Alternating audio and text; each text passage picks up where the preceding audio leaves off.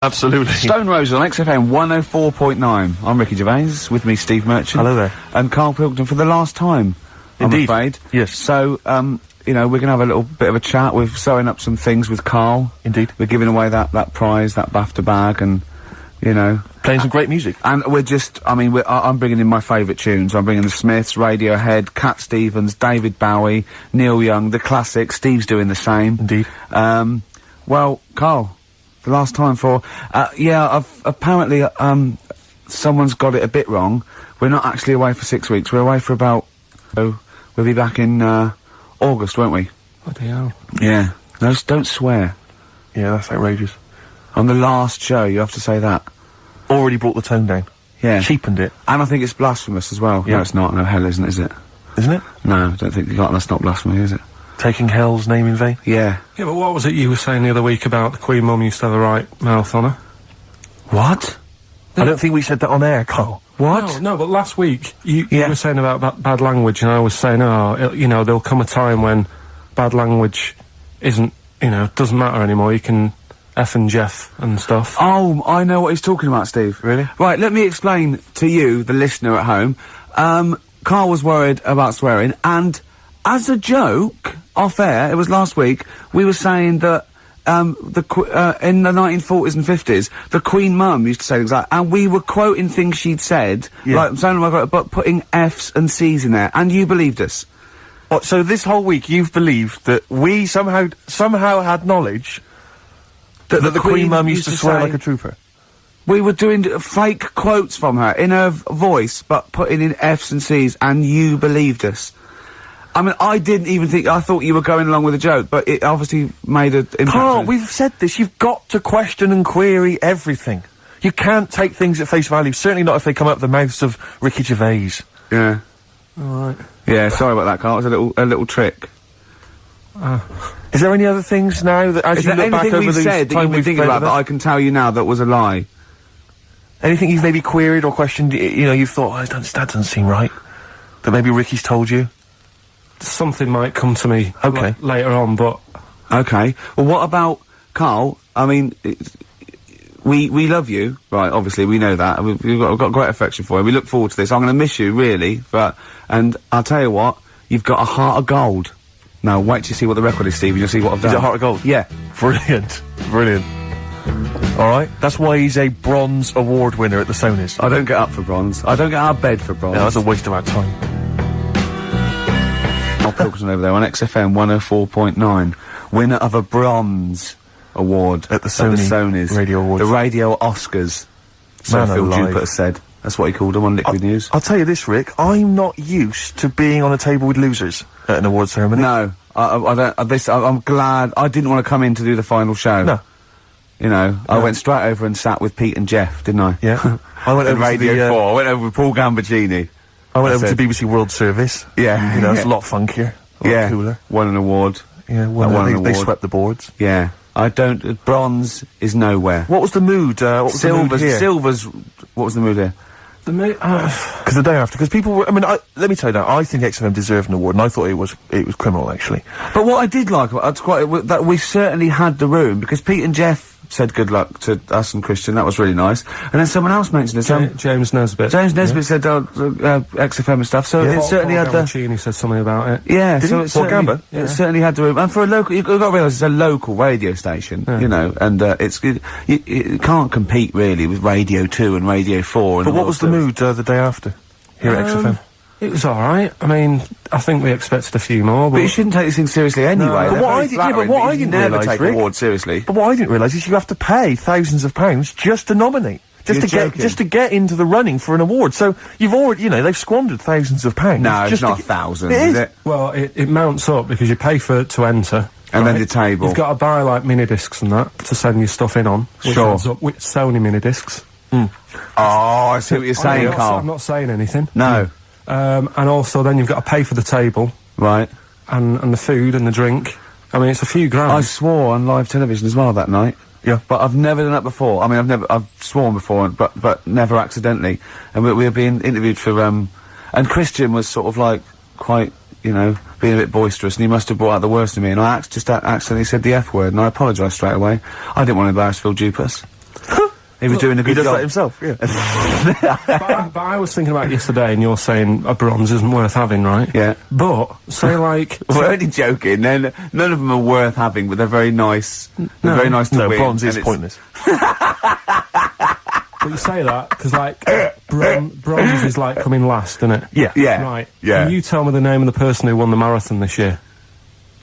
No? Yeah, but that's because we're not sporty. Well, I'm sure there's listen. lots that can. But then, the guy who came last, who was in the swimsuit, people remember him. And No, I don't remember his name either. No, what's his name? No, but he was 6 days late. I mean, he was really Yeah, but bad. what's his name then?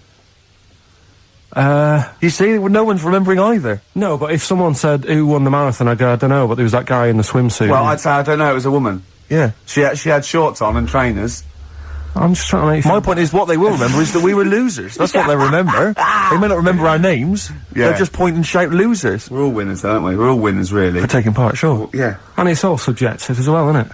Go on. I mean, I'm not going to moan about awards because you've won a lot of them. It's like saying they don't mean jack. But Yeah. at the end of the day, right, there's some shows that won awards and you go, yeah, that's worth an award. I think you've got to treat it. I mean, some awards actually boost your profile or career or your cachet or everything like that. Some it's just a nice night out when it's nice to win, but I don't think you should really take any award that seriously. What worries me, though, Rick, as I mentioned on the night, is that when I was at school, I mean, you look at me now, you probably think he's an athletic kind of guy, he's a sporty dude, you know, but at school, bizarrely, that was not the case. No, what were you, a bit of a lanky beanbag? It turns out, You're joking. Yeah. Oh, right, okay. So, and yet I got a silver, in the high jump. Yeah. And I've done better in the high jump, right? Did no training whatsoever, did no Yeah. practice, just turned up. You were 2.5 foot taller than every other person in your class. Yeah, but wait a minute. People think that if you're tall, that makes you easier. It makes it easier for you to do the high jump. Surely not, because I've got all that leg to get over the pole. That makes it harder for me, surely. Don't talk rubbish. What are you talking about? Well, of course, the taller you are, the more chance you got at the high jump. Well, explain that to me. being equal. Oh, what? Are you okay then? So, is it harder for a 6-foot man to step over a matchbox or a baby midget? A baby midget? That is tiny, Rick. Hang on. Here's something I've learned, remember? Go Going on. back to, like, show 4 or whatever. Go on. What is it? For? The flea can jump over the London Eye. No! No, it can jump the equivalent of, if it was a 6-foot man, it can jump about 6 inches high. A flea cannot jump over the London Eye. Yes, it can. Yeah, it can. And Tell your kids that. Carl. Oh, remember- Oh, a flea can jump over the London Eye, and an ant can lift 3 Volvos. But you're talking about fitness people and that. Remember Go when on. we were in the pub, right? Yeah. And your mate Johnny was in there. Yeah. I think it was. Yeah. And he was talking about that guy who got done, right? Because he entered a wheelchair race. Yeah. And and there was nothing wrong with him. His legs were all right. Yeah. Now, he got done because he shouldn't have been involved in it. Yeah. But don't you think that really he's really good for doing that? Because he's not normally in a wheelchair. Sure. So he's not used to how they move about. Yeah. His arms aren't as strong as the other fellas who are always in the wheelchair. Sure. He had his mate pushing him. That was the Surely- problem. Yeah, it was motorised. I'd give him a gold plus. You know, you're taking a bloke who's not used to doing something. He does it the first time and beats the people who are at it. What all the about time. that It's woman, brilliant. though, that was disqualified in the shooting, because she was in a wheelchair, and she was just in the normal, able-bodied Olympics, it was just she entered, right? But she wasn't allowed to rest her elbow on the arm of her chair, because that was something disadvantage. So she was in a wheelchair, and she's shooting, but she was getting an unfair advantage, and they said, you cannot put your elbow on the arm of your Sneaky, wheelchair. aren't they? No, they are. You gotta be careful. You gotta be careful. Do you want to play Some of them aren't even disabled, it turns out. Hold on, though. We're talking about athletes, aren't we? What record should we play next? I'd love to hear that single that was out a couple of months Athlete. back by Athlete. Athlete. Let's have Athlete. Man alive. West Side by Athlete, a track that I know you and I have enjoyed. Yeah, it's one of our favourite new tracks of the year, that one. Yeah, Absolutely. Very good. More of our favourite tracks to come on XFM 104.9. You know, I was me, Ricky mentioning Gervais, and you, Steve Merchant, and, Karl Pilkington. sure, go on. You know, I was mentioning Shoot. the high jump. That Yeah. high jump. Do you know the reason I didn't get the gold? It's faintly embarrassing because the guy it was just neck and neck, me and another guy. In fact, he was slightly shorter than I was, and I was using the traditional Fosby flop. Is it the Fosby flop? Fosby flop. And he was using a method which I can only describe as the Superman, where he was running at the bar and diving headfirst over it. I've never seen this technique before. It's illegal, that's Absolutely why. incredible. Is it not Yeah. allowed? The flashlight only works because his shoulder and are going over before his head. Right. That's they got around the rule. You weren't allowed to dive over because it was Obviously, no one monitoring that. Yeah, no. Just the no. games teachers having a quick fag. Yeah. What was his name again?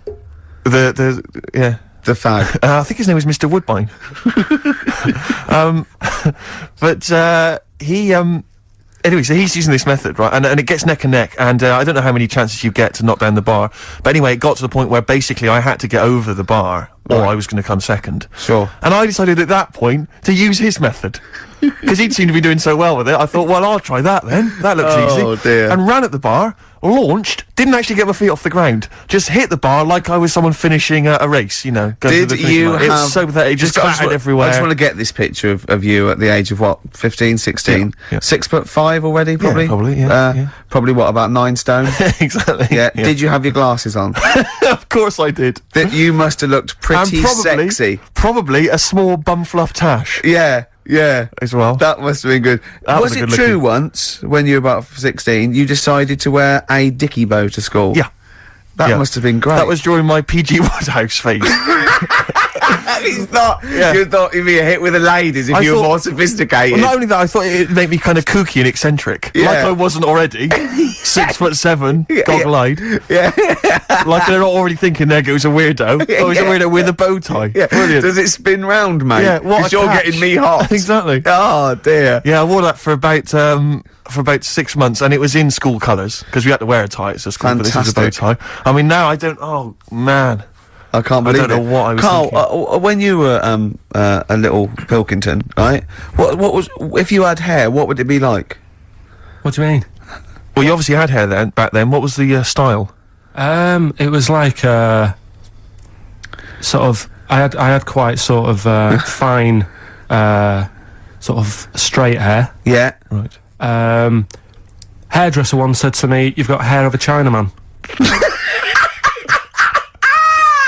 He was a wise man, wasn't he? What do you think that meant then?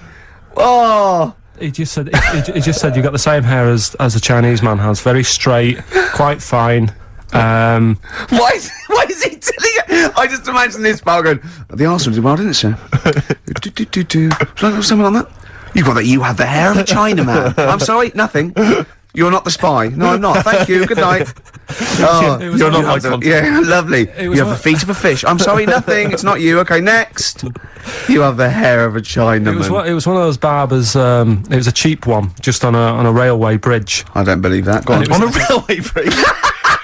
That's why it was cheap. It was very low rent, so he could charge. That wasn't the barber. That was a man with some scissors. Yeah. Did you go? Oh, have to move you there, sir. Wow. Okay, back in the chair, sir. I imagine them on one of those things you always see in old films where you've got to, you have to press pump it down up on and that down. thing Yeah, so it like a travels along the seesaw. track. Yeah, Wasn't as good as that. It was just a normal chair, little wooden hut, and he did have to stop when a train came past because it used to. Well, because he had to change the signal. just making a few extra bucks. Yeah, exactly. Yeah. Oh, I love that. That's Manchester for you. Oh, God. I always it remember wasn't Bernard Cribbins, was it? I always remember him saying, "Do you want your hair washing?" And I said, "Is it free? You know, does it come with it?" And he said, "Yeah." So I said, "Oh, go on then." He said, "Hang on now, I'll just have to wash these mugs up." He had like a sink full of mugs. Oh, So I'll God. just take these out and then I can wash your head. Oh, no.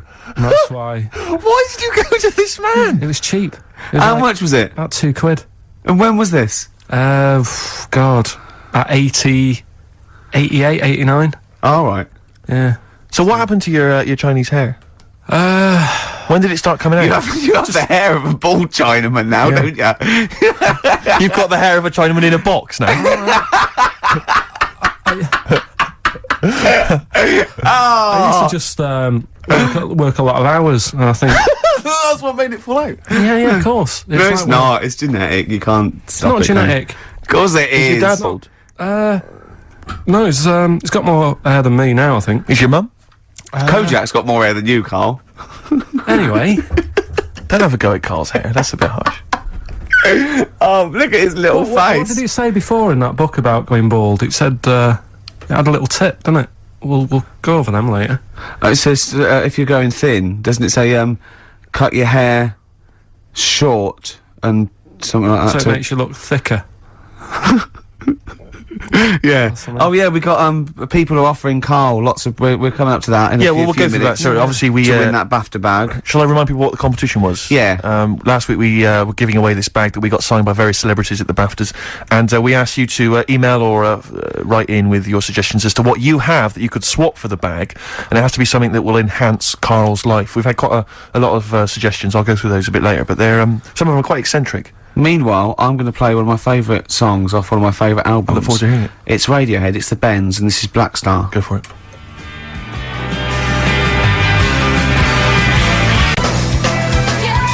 Sugar Cubes. Hit. Yeah, on XFM 104.9. Our last show till August. Absolutely. Sorry about that, we'll miss it. We can't avoid it really. We've got to go away and do some filming. And they're only going to miss you anyway, Karl. They can do without us now. Zoe Ball's on. Yeah, Zoe Ball. And who else is after her? She's not doing the whole run, is she? Yeah, I think so. Is she doing the whole 3 months, is she? Yeah. Tell her not to get too comfortable. Alright. Right? Don't let her feet... And don't let Big Boy Slim come in with her, because he mixes up the records, doesn't he?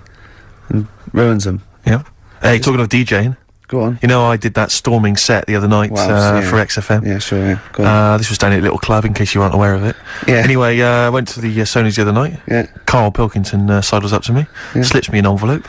Go on. Oh, 200 big ones in there. Did he get paid cash for that? Yeah. £200. Taxman won't know about that. Cash in hand. No, the tax won't know, because, I mean, obviously no one who ever works in tax is listening to local radio. Oh. Yeah. Well, so... No, the taxman will know about it. Yeah. Because I'll declare it. I would. Put it, yeah, it's going straight down. I'll do it when I get home. Do it when I get in later on. And don't write off rubbish that you buy anyway, like, you know.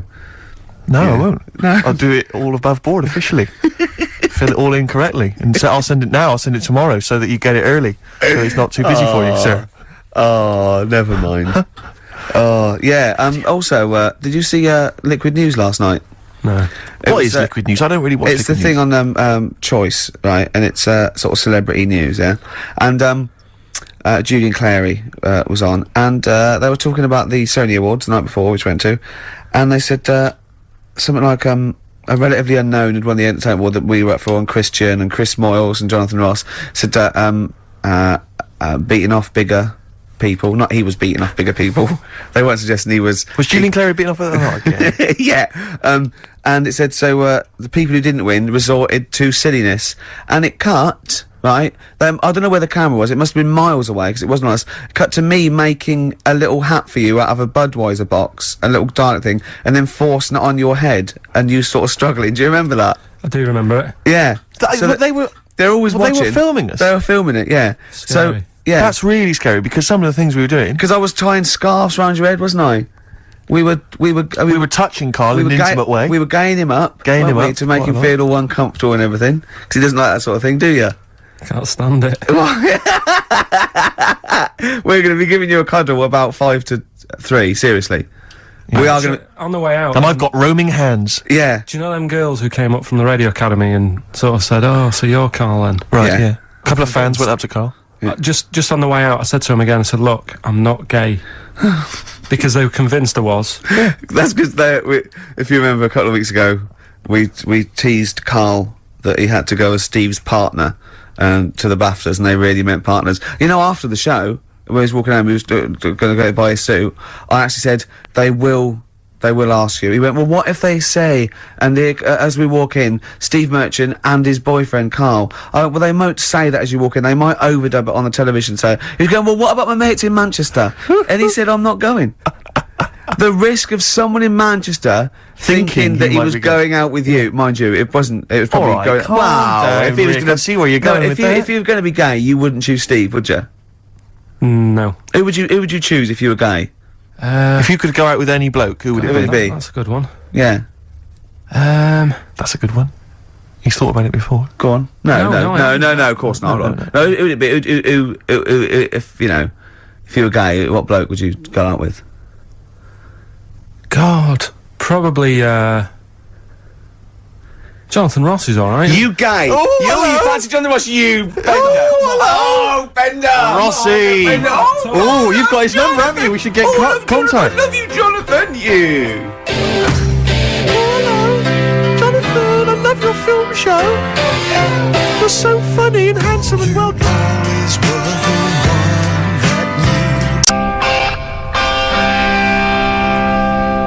Rock and roll with me, David Bowie off Diamond Dogs.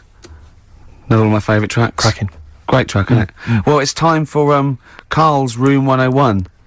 Karl was too shy to obviously ever do this for real, but we thought that end the run of this with things that Karl hates. Yeah, we know the thing he likes. We know that. So Karl, okay. We should just point out that we've been inspired by the TV show Room 101. We didn't come up with this ourselves. Yeah, we did. This is Room 102. Yeah, we'll be Paul Merton, and you be Karl Pilkington. Right. You can chance to banish to Room 101 all those things that you dislike. They're never to be seen again. Will you please welcome Karl Pilkington? All right. Who? How are you doing? All right, Karl. So, what's your first? What does this represent? And imagine me putting something on the table next to you. Go on. Right. Well, first of all, right, it's dead hard to come up with like 5 things that drive you up the wall. Okay. Right. It's not easy because there's so many things. Yeah. But it's just like, you know, picking 5. It's like someone saying pick your 5 favourite records or 5 favourite films. Yeah. So it's hard. So You know, in Desert Island Discs, where you always get the complete works of Shakespeare in the Bible. Yeah. I think you should include Ricky Gervais. I think you should always be there already in Room 101. They don't have to nominate you. You always go in. Go on then. So don't bother putting him in. Don't bother putting Ricky in, Karl. He's already there. I'm already there, waiting. Yeah. Go on then. right. Yeah. First of all, right, I thought of like things that we've done in the past. Sure. And like quotes and that you were talking about. Yeah. That quote that people say that you know, money doesn't make you happy. Yeah. Right. We're just rattling through some here. Yeah. That annoys me. What? Well, the quote, money you doesn't make you happy. Yeah, because it Why? does. It clearly does. Right. Without it, life's pretty dull, isn't it? Yeah. Good. Right, so okay. so that's like a little short thing, and you know, then that sort of makes you think about people with money. There was a programme on in the week. I don't know if you saw it, Steve. The one Posh Loaded. That was brilliant, wasn't it? That was a great show. So annoying. Oh yeah. There was a girl on there, right, who's from a rich family and that, and you know, it's not her fault. She's from a rich family. No. It's like how posh people annoy people. That doesn't annoy me because the way I sound is because of where I'm brought up and that. Yeah. And at the end of the day, if you sound posh, you sound posh. It's you know, it doesn't change you as a person or whatever. Yeah, it's quite But this girl, right? Did you see it, Steve? I did. You didn't see it, I did you, didn't Ricky? know. Right? This girl goes shopping.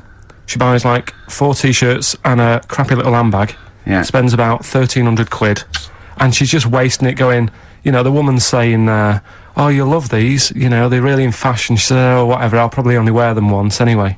And it's just that sort of thing annoys me. Yeah. You know, people with money, you know, who have grafted for it, are good, but like, you know, people who just get money given to them from the rich parents jamming at the wall. There was another point, right, where she's in a shoe shop, right, and she's like got these big boots and stuff, but part of the problem is, right, she's quite odd looking and that, right, but she's got a lot of money, so she makes herself look half decent. Yeah.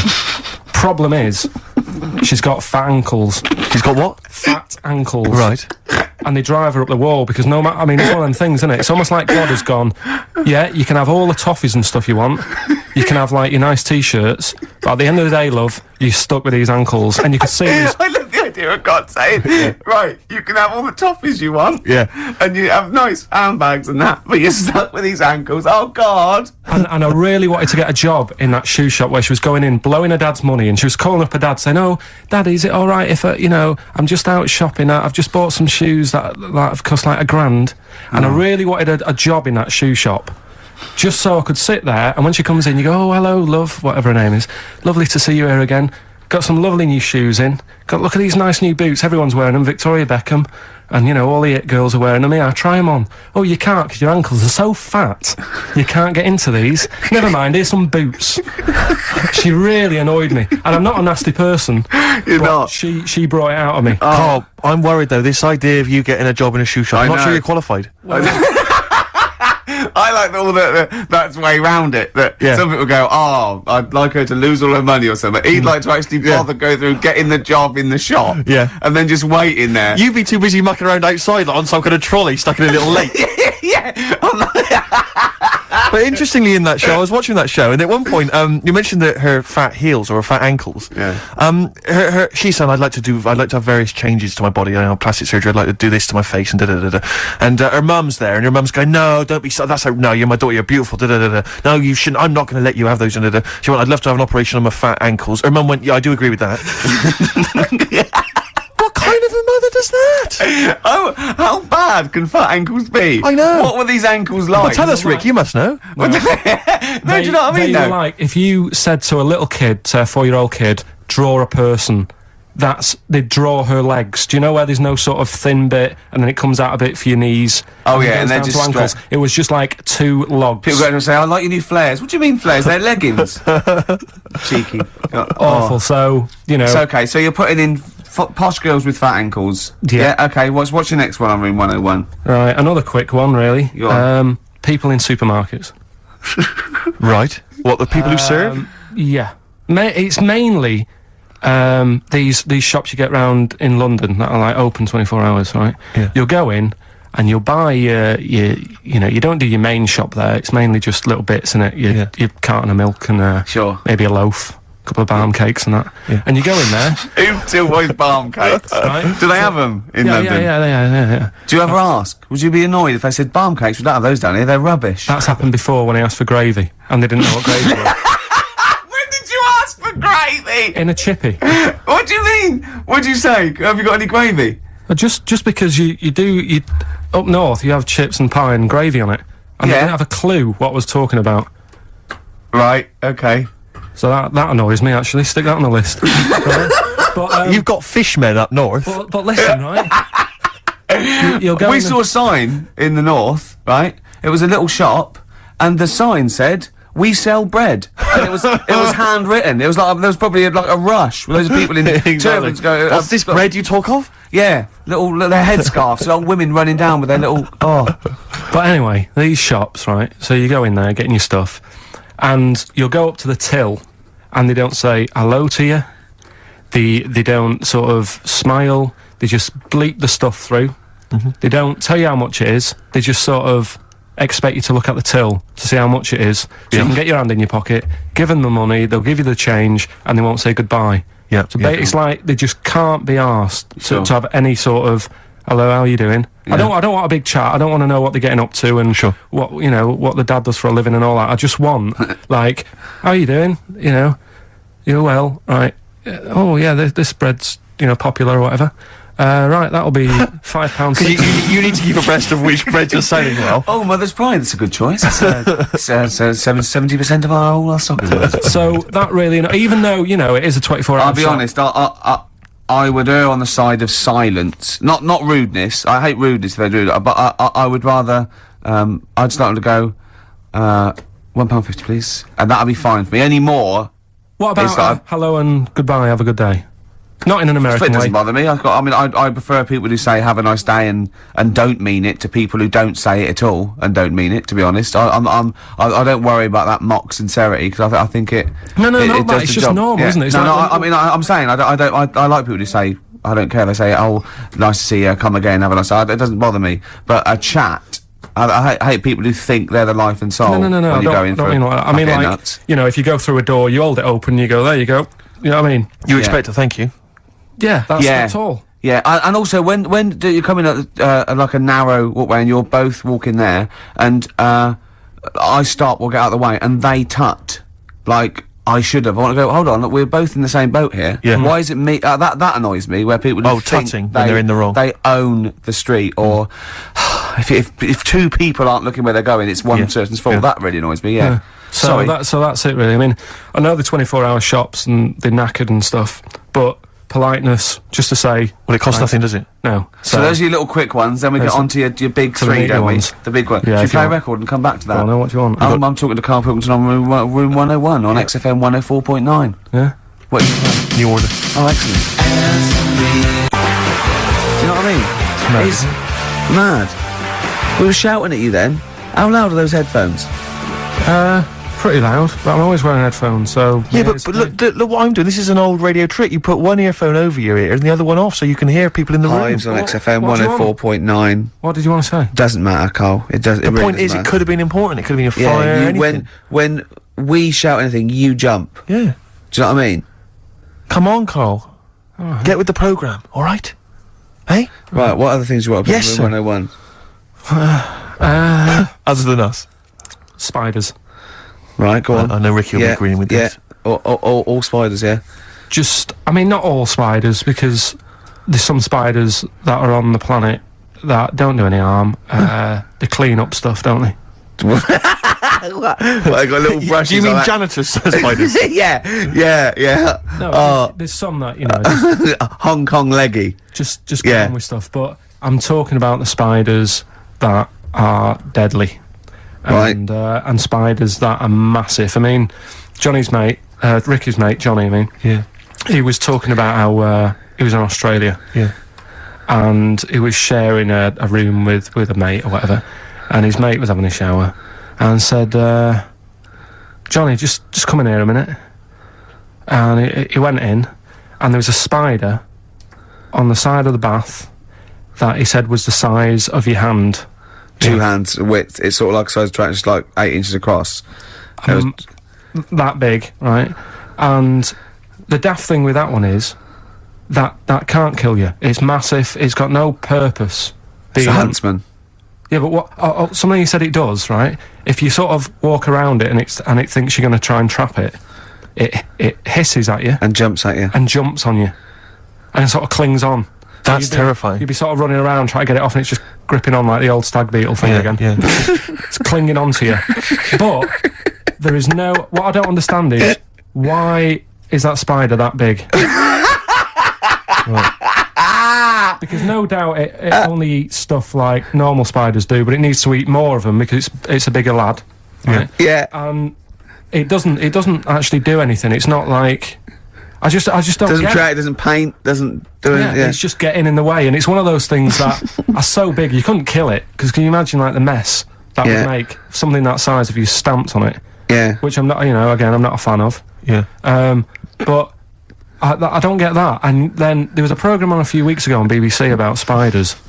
And there was this one, right? It was going, there's so many spiders in the world. And apparently there's so many of them, they can't give them all names. Right? What they're saying is, once one dies out, they'll actually introduce another one. Because there's so many different breeds of them that it's impossible to sort of make a book and list them all. Right. Well, It's the like a book would be queue. infinitely long. Well, yeah. Yeah. It's like a queue. They They're say, not right. trying to name it individually, are they? No. That's their problem. No, Yeah, seriously. Eric, yeah. Peter. Just This keep it is down to the Ziggy. species. Go on. This is true. This. Go on then, yeah. So they'll sort of go gives a spider the Black Widow, right? Black Widow, they've all died. So who's next? And they'll say, here's a redback. Yeah. And that's how they introduce them. So this programme was going on about this. Right? Oh, how they do it. No, they do it. Okay. Your point Okay, being. all right. Right, so anyway, there's this little one, right, in Australia, and it shows you some kids being dead happy and playing around in the sun, loving it, all healthy and that, and, love being in the sun. They're playing around the pool, and, there's a couple of them there playing swing ball and that, dead happy, not a care in the world. And, like, the one of them goes, I'll go swimming, because I've been playing swing ball for an hour, got a bit of a sweat. Sure. Go for a little breaststroke or whatever.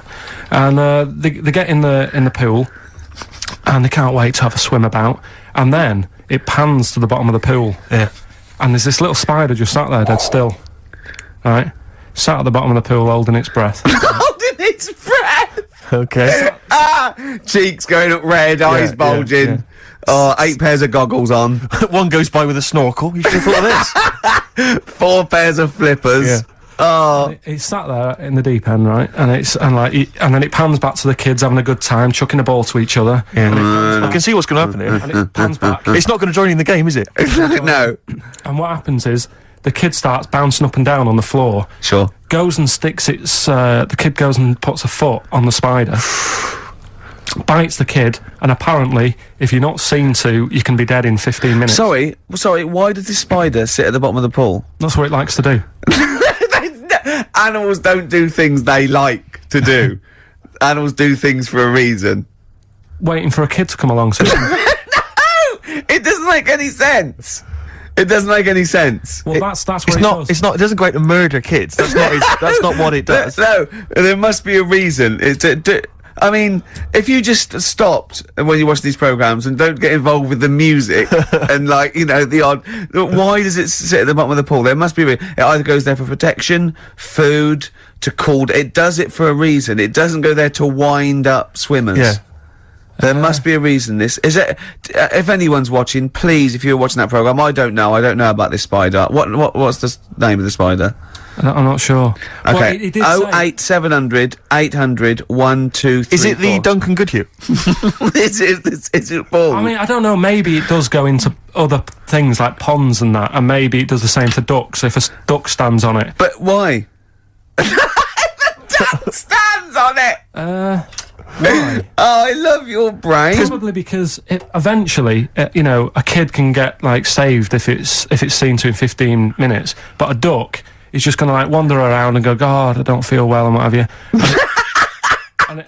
What good is that to the spider? Because... No, I'm saying it might kill it if it might protect itself, but it must be in the pond for a reason in the first place, or the swimming pool. It must be down there for a reason. It must have another agenda, evolutionary-wise. It can't just do it. Could it be in training for the Olympics? Unless it is just cooling. Like those, because on one of the other programmes that's a bit mental. Oh, yeah, that one, yeah. The one with the lizards. Did I tell you Well, that? let's not get into lizards. This could Okay, take... no, go on quickly. No, this is a good one. It was a programme, BBC programme again, on how insects and animals help each other out. Yeah. Right? They were saying how, you know, you might think they're an insect, but they think like humans do. Yeah. And they all help each other out. Right? And there was this lizard that is running about in the desert, right? And it's going, God, it's roasting. And what it does, it makes a little hole in the sand, and it goes under the ground and it cools down, right? Yeah. And then you see one of the locals, I think it was in Egypt or something, and the Egypt bloke comes walking along. Egypt bloke. And Is he walking like an Egypt bloke? Walk like an Egypt bloke. and what he does, right, he's looking out for these holes in the ground. Sure. And he sticks his hand in. Yeah. And Why does he want the lizard? he makes shoes and stuff out of it. Okay. Right? And you see him Cobblers. walking around, he's got about 12 of these things in a basket on his back, and they're Yeah. all looking really fed up. Well, yeah. And it's dead hot, and they can't be bothered trying to escape, and they look really fed up. And this bloke's laughing, you know, he's collecting loads. I love how he watches this, like, because they sort of editorialise it and make it into, like, some Exactly. sort of, like, evil play. Yeah. No. But then it was saying how this deadly scorpion that man is scared of is mates with the lizard.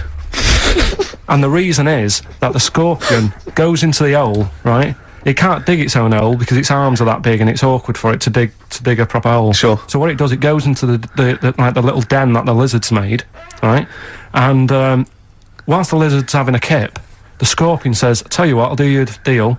You have a kip, I'll walk up and down this hole here and sort of scare away any people." So the lizard's like, "Yeah, all right then, fair enough." Because the scorpion wants a little hole to keep out the sun.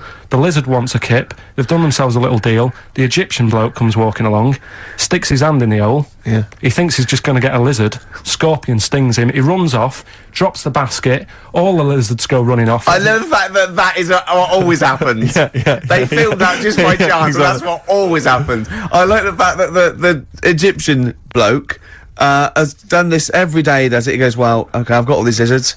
I'll just go to this hole again. Yeah. Because I haven't got that lizard yet. Yeah. This will be fine." No, I just think. And you know, when the lizard and the scorpion make that deal, and he says you have a kip, Yeah. and the other one does it, do they talk in Egypt or? I mean, they talk how Egypt do they bloke? how do they discuss? They talk Egypt bloke or this? English bloke? What language do they use, Carl? No, it's the international language of love. But spiders is what you're putting in Room 101. Spiders. Let's go back to that. That's what- Spiders. So spiders So that. basically, spiders that have got the poison to kill a man. Because Rick, I know, because Okay. but Rick, I know what you're. about the ones that are just too big for their own good? Those I are don't understand that either. But Rick, you're scared of all spiders, aren't you? Or Yeah. even the little tiny ones you I find. don't in the like garden. any spiders. Yeah. Is your husband afraid of them as well? Oh What are we dear. playing here? What are we playing here? Oh, this is Cat Stevens. Silent Sunlight. It's beautiful off Catch Bullet 4 at its peak in the 70s. Silent sunlight. Oh, Cat Stevens, Silent Sunlight. Yep. Karl just had a funny phone call, didn't you? From someone who's telling you all about the Little Brown, it's called, is it? Little Brown, yeah. That's the name of the spider that sits in the bottom of the pool. He said it doesn't hold its breath. It's got an air bubble. I didn't think it did hold its breath, to be honest. And then, as you know, Steve was opening a letter we got, and it's a football song, and it's They Don't Like It Up by the Leatherhead Gimpers. But it's the fact we keep getting sent homemade singles. Wow, that's good, isn't it? Oh, there's another one here. They're both football anthems, though. We don't. Well, do we show any interest in football? Are we? Well, yeah, the World Cup we do, don't we? You're right, Rick. Yeah. I've got a bet on as well. Have you? Chelsea to win 2-1. What today? Yeah. And I got Chelsea to win 2-1, but Henri to score first. And that's something like 30-1 or something. Best luck. Yeah. Best luck. Cheers. Brilliant. Right, so spiders. That's the first one we run one, isn't it? So you rude agree with people in supermarkets. Spiders that are either have got enough poison to kill a man or are unnecessarily big. Yeah. Yeah. Go on then. Right. Good. Going well. Right. Next one. Yeah. Stars in Their Eyes. Blimey, it's a popular show. You might alienate a lot of people. Stand it. Why? Just, I think, if you've got a talent, right, there's loads of shows now that you can go on and make a killing. Yeah. Like Pop Idol. Yeah. What was the other one? Pop Stars. Yeah. That sort of thing. So, people who will go on Stars in Their Eyes, they want to sort of be famous. Yeah. They want to be a singer. What I don't understand is why go on that show where you do all the hard work, got to do all the graft, Yeah. and yet, even if they win it, you never see him again. The guy who won last year, Christy Berg. Ian Moore. Ian Moore. Before last. Brought us now with his own stuff. Yeah, but, alright. How did it I sell? bet that sold well. Exactly. Don't get it. What I like is when someone doing Edith Piaf like wins a heat, and Matthew goes, "Well, I don't think you'll be going back to the cleaning job, will you?" Yeah, yes, you will. Monday, Almost certainly. Monday. She'll be back there Monday. Just, yeah, and just the way, you know, in like the final last week where the guy who was Elvis won, and they're all I thought he in would there. though. I thought he was very good. No, he was good, but will we see him again? Do you know what I mean? What is his job? I don't know. He'll be carrying on doing that. There's going to be no change to his life whatsoever. He's very good at what he does, but he's wasting his time on Stars in Their Eyes. So I don't understand exactly what your issue is. You clearly like the show because you watched the final last week. He thinks I You think agree that people are talented. You think it's a waste of talent to go on Stars in Their Eyes because it's not a vehicle to be famous, whereas something like Pop Idol, Yeah. Pop Stars, even Yeah. Big Brother. Do you know what I mean? Go Yeah. on that. Sit in a room all day, have a month off work. because they're all big stars now, aren't they? No, but what I'm saying is, it's less work to sit in the Big Brother house.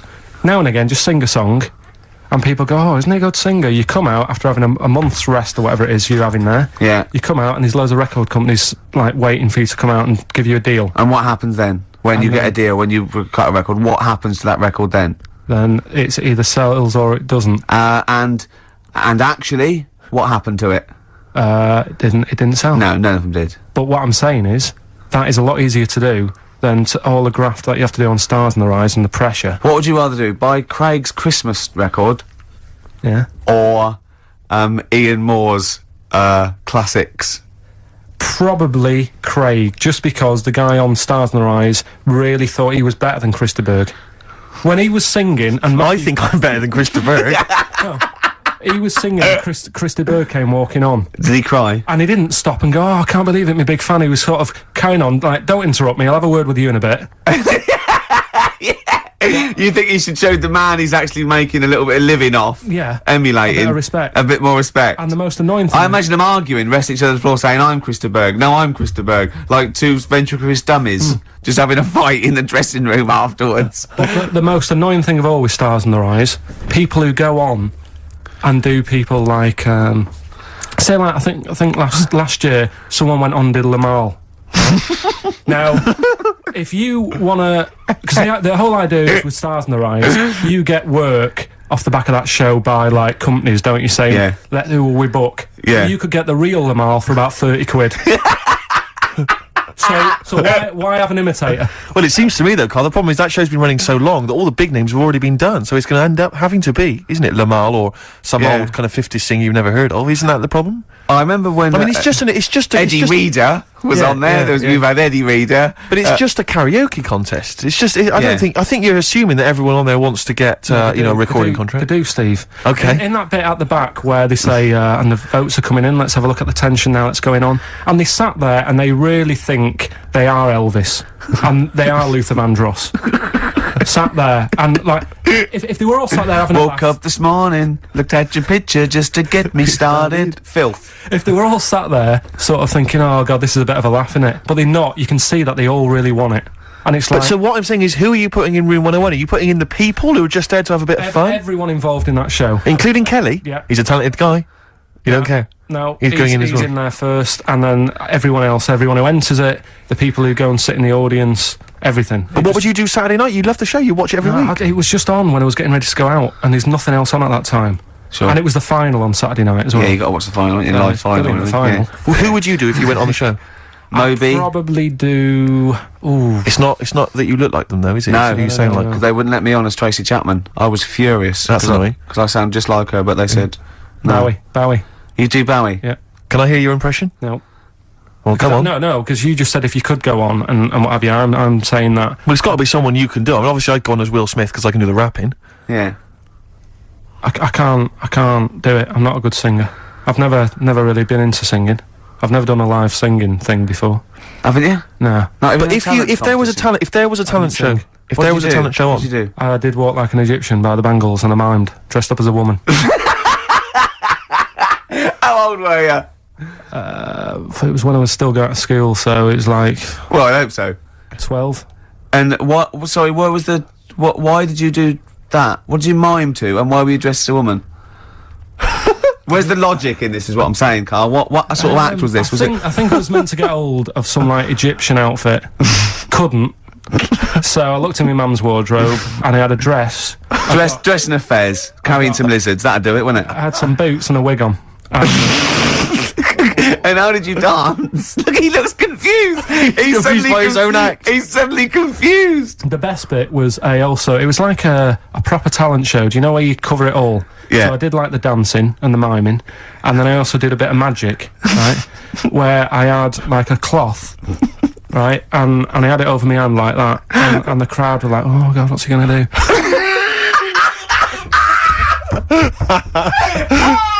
Of course they were. Go on, and what did they? And what was the trick? They weren't saying that. And the crowd going, oh, what's the great... That's one chorus. Ooh, what's he gonna do? Oh, what's the great Pilkington gonna do? So what I did was, I was stood there teasing them, and teasing the audience. yeah, Yeah. and I pulled I said I'm gonna make a bird appear before your very eyes. Okay. And I pulled the tea towel off, and I just had hold of an egg.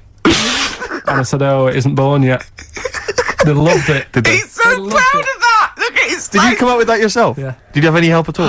No. So you did Walk Like an Egyptian and Dress as a Woman, then you did the egg trick. And then I was also playing like a janitor. Because when the next person was singing, I'd come on and all the electric went off.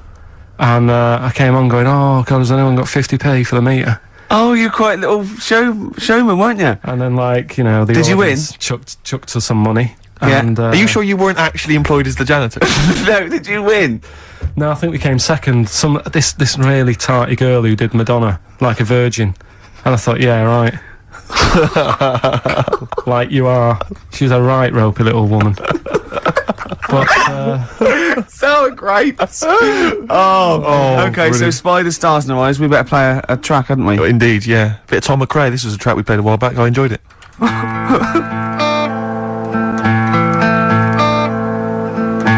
Tom McRae, End of the World News. Yeah, I love that one. I hope you're enjoying the music. We're loving it, aren't we? Indeed. Still to come, we've got another entry to Room 101, Carl's final entry, and then that giveaway, the famous giveaway with Enhance Carl's Life. Can I have some adverts though first, Carl? Because I'm getting a bit fed up. We'll have adverts for a little while. Well, Badly Drawn Boy, Once Around the Block, classic, a retro cut. Getting a bit sad now, Steve. 20 minutes. Indeed.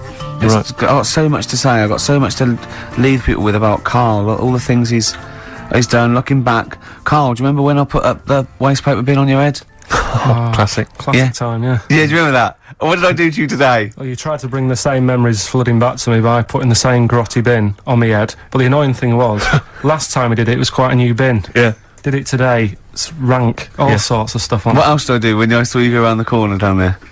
Go on. I went to get the paperwork and that you need to produce the show. Yeah. And came round the corner. Ricky was sort of hiding, and I was concentrating, reading stuff. And he goes, I don't imagine it was as soft and gentle as that. I imagine it was more like... exactly. Like that. And I tell you what, I nearly exploded because he sort of hopped on one leg, right? And he sort of, I don't know why I'm doing this, but he sort of was walking out and on, we're looking down, and I went, and he hopped like that, and it Rest assured, listeners, that if you were here, it's not any funnier than it is if you were listening at home. It's only amusing to Ricky.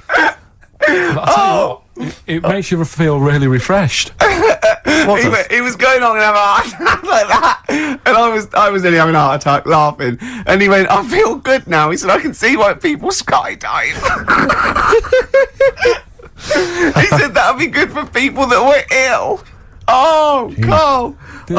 They've made me feel How am I gonna live without Karl for 14 weeks? Oh, you'll find other people to irritate. Oh dear. Okay, so right, well, we got this final entry in Room 101, but we've also had so many emails and letters about this competition. People trying to bribe you with things. They've been great. Can you read a few of them all? Absolutely, yeah. Well, obviously, this is people trying to win this bag that we got signed at the BAFTAs. We got Graham Norton, Angus Staten, Alan Davis, Jamie Theakston, Paul Whitehouse, Baxendale, Helen, Steve Filmich and McFadden, Peter Davison, Simon Pegg, Steve Wright, all different people signing the big bag. Do you know what I think, though? I don't think people want that. I think they want to contribute to Karl's existence. Well, this is I really genuinely think that Karl was sort of, you've you've only been there. How long have we been doing this now with you? Sort of like, in the area. 3 months? Yes. I think you've touched people's lives, Karl. I don't think I've ever met.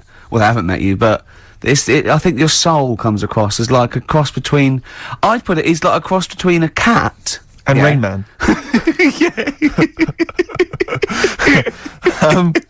But we've had quite a few which are which obviously want to kind of further your education. Obviously, when we're off air, this is something we're worried that's just going to dry up, and we've tried hard to educate you. So lots of books, lots of people suggesting books. The Giant Book of Mysteries, and I mean, if you chose this one, Karl, it tells you how 3,000 Japanese soldiers literally vanished overnight. Real life accounts of vampires. The man who planned his own crucifixion. The famous Ghostbuster, Harry Price. And lots of things about spontaneous combustion. Is this the one about the woman with the hairball? That's not got the woman in the hairball in there. I'll have to dig that one out for you. These sort of books are the thing that I'm after. This is what interesting is. I've brought in one as well. It's a friend who works with Jane, my girlfriend, called Liz, and she wants to put this forward. And this is Trade Secrets: Everything You Will Ever Need to Know About Everything.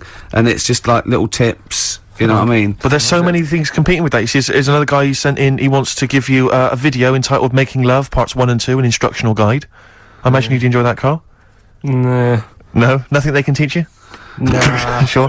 The Reader's Digest book of strange stories and amazing facts again. Other stuff here. Why cats have 9 lives, Karl. Well, hang on a minute. Why meteors are likely to destroy Earth in the next 100 years. You're wasting your time. Okay. In this Trade Secrets book, Yeah. listen to this for a tip.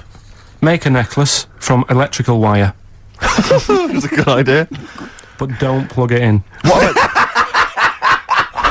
Doesn't say that. what about this then, Karl? Because obviously we're concerned that you didn't get your GCSEs, or you didn't get as many as you'd have hoped.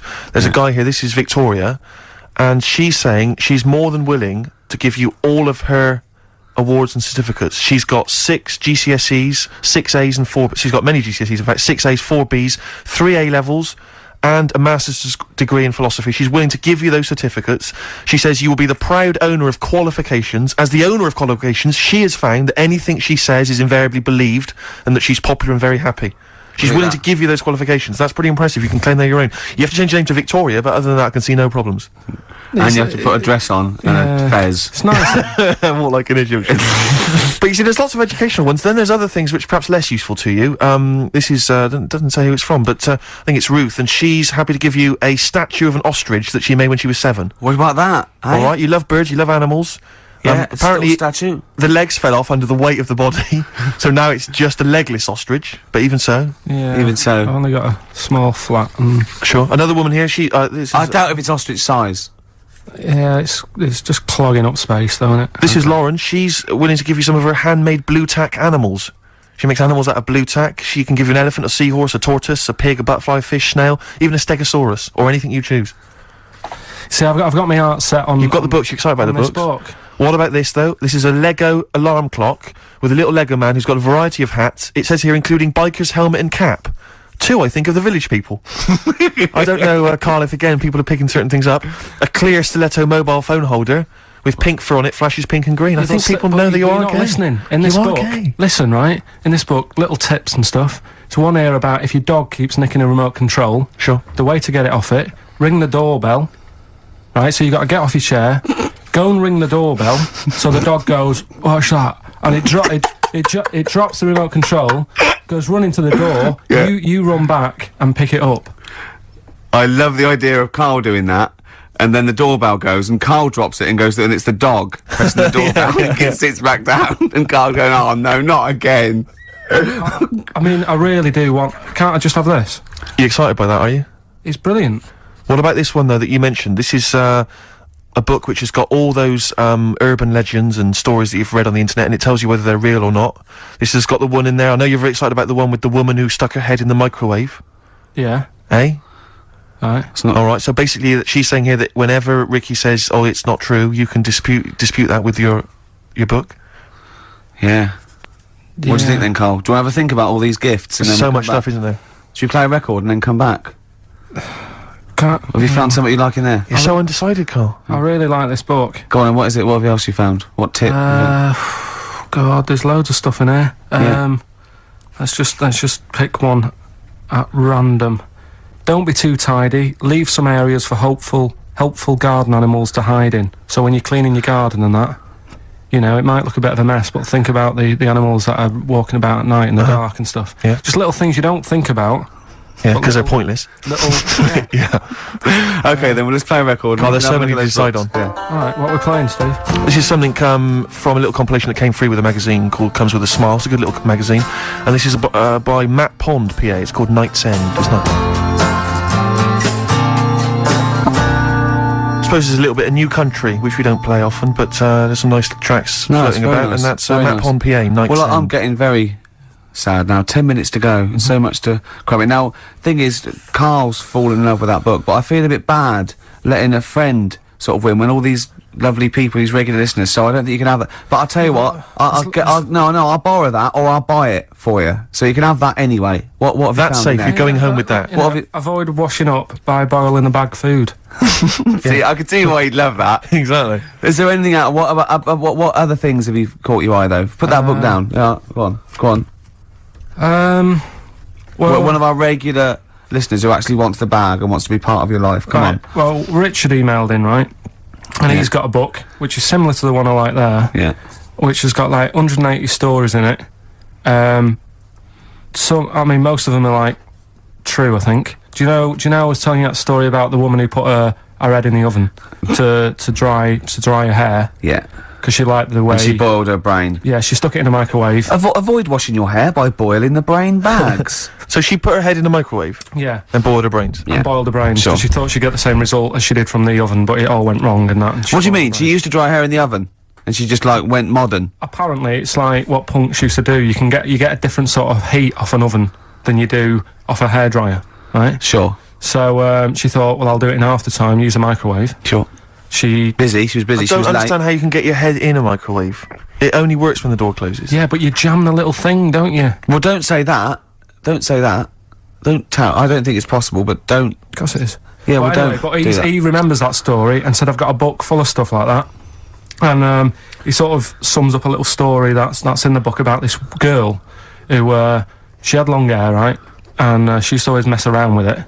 And she's sucking on it. Do you know, like how girls do with the long hair? They sort of mess around with it and stuff. Yeah. And she's sucking on it all the time. And she was doing this from the age of like 10. And then I don't know, she's probably about 30 odd. And she's doing this all the time. Guessing. And she goes, "Oh God, my belly's hurting today, mum." And she goes, "Oh, what's wrong with you?" She says, "I don't know." You're 30. Yeah. So she goes to the doctors, and the doctors do an X-ray, and nothing's coming up. And it's like, "I don't know what's wrong with you. You know, you're just being a bit moany about nothing." She's like, "No, honestly." He's a very intolerant doctor. Yeah. She said, "This is Piss off. this is really hurting. I don't know what's up with it." So anyway, they found out some sort of system of looking at what was going on. Yeah. And apparently, X-rays? No, it wasn't X-ray, because X-ray didn't show it up. Okay. It was something else. So anyway, it's only gone and turned into, like, she's been sucking her hair for so many years Sure. that little bits had come off. And Sure. she's got a giant air ball in her belly.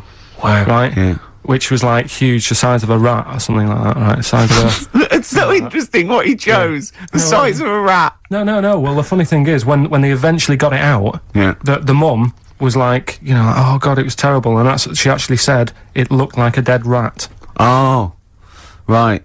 And it was in her belly, and that's like what was causing all the pain. Sure.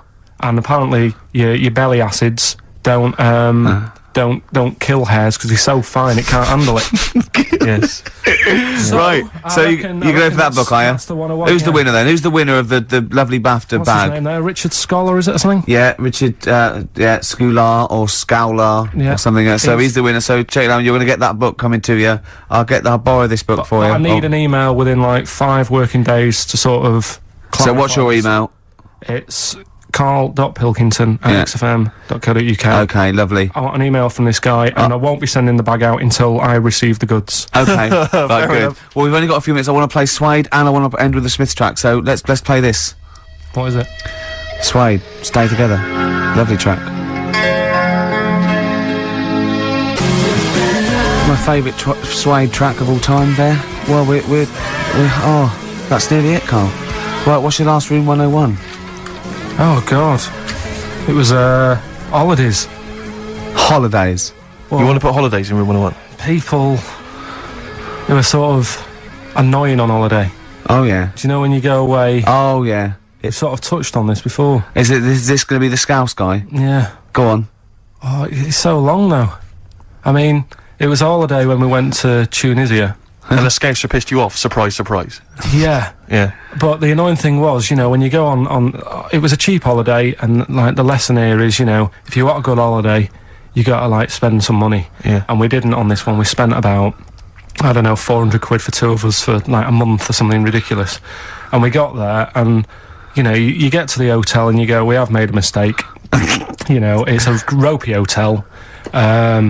You know, you can tell like the blinds and stuff as you walk in, they're all dirty and stuff. And you think, well, let's make the most of it. You know, let's not get down about it. It's a holiday. It's for a rest. And you try and make the most of it. And we had to meet. You know, like you have one of those things where you get to your destination and the rep says, "Right, you know, go and unpack your bags and that. Go and sort yourself out in the room. And tomorrow morning we'll meet up at 10 o'clock. And I'll go through, you know, the best sort of place to go for camel rides and, you know, the best deals I can get you.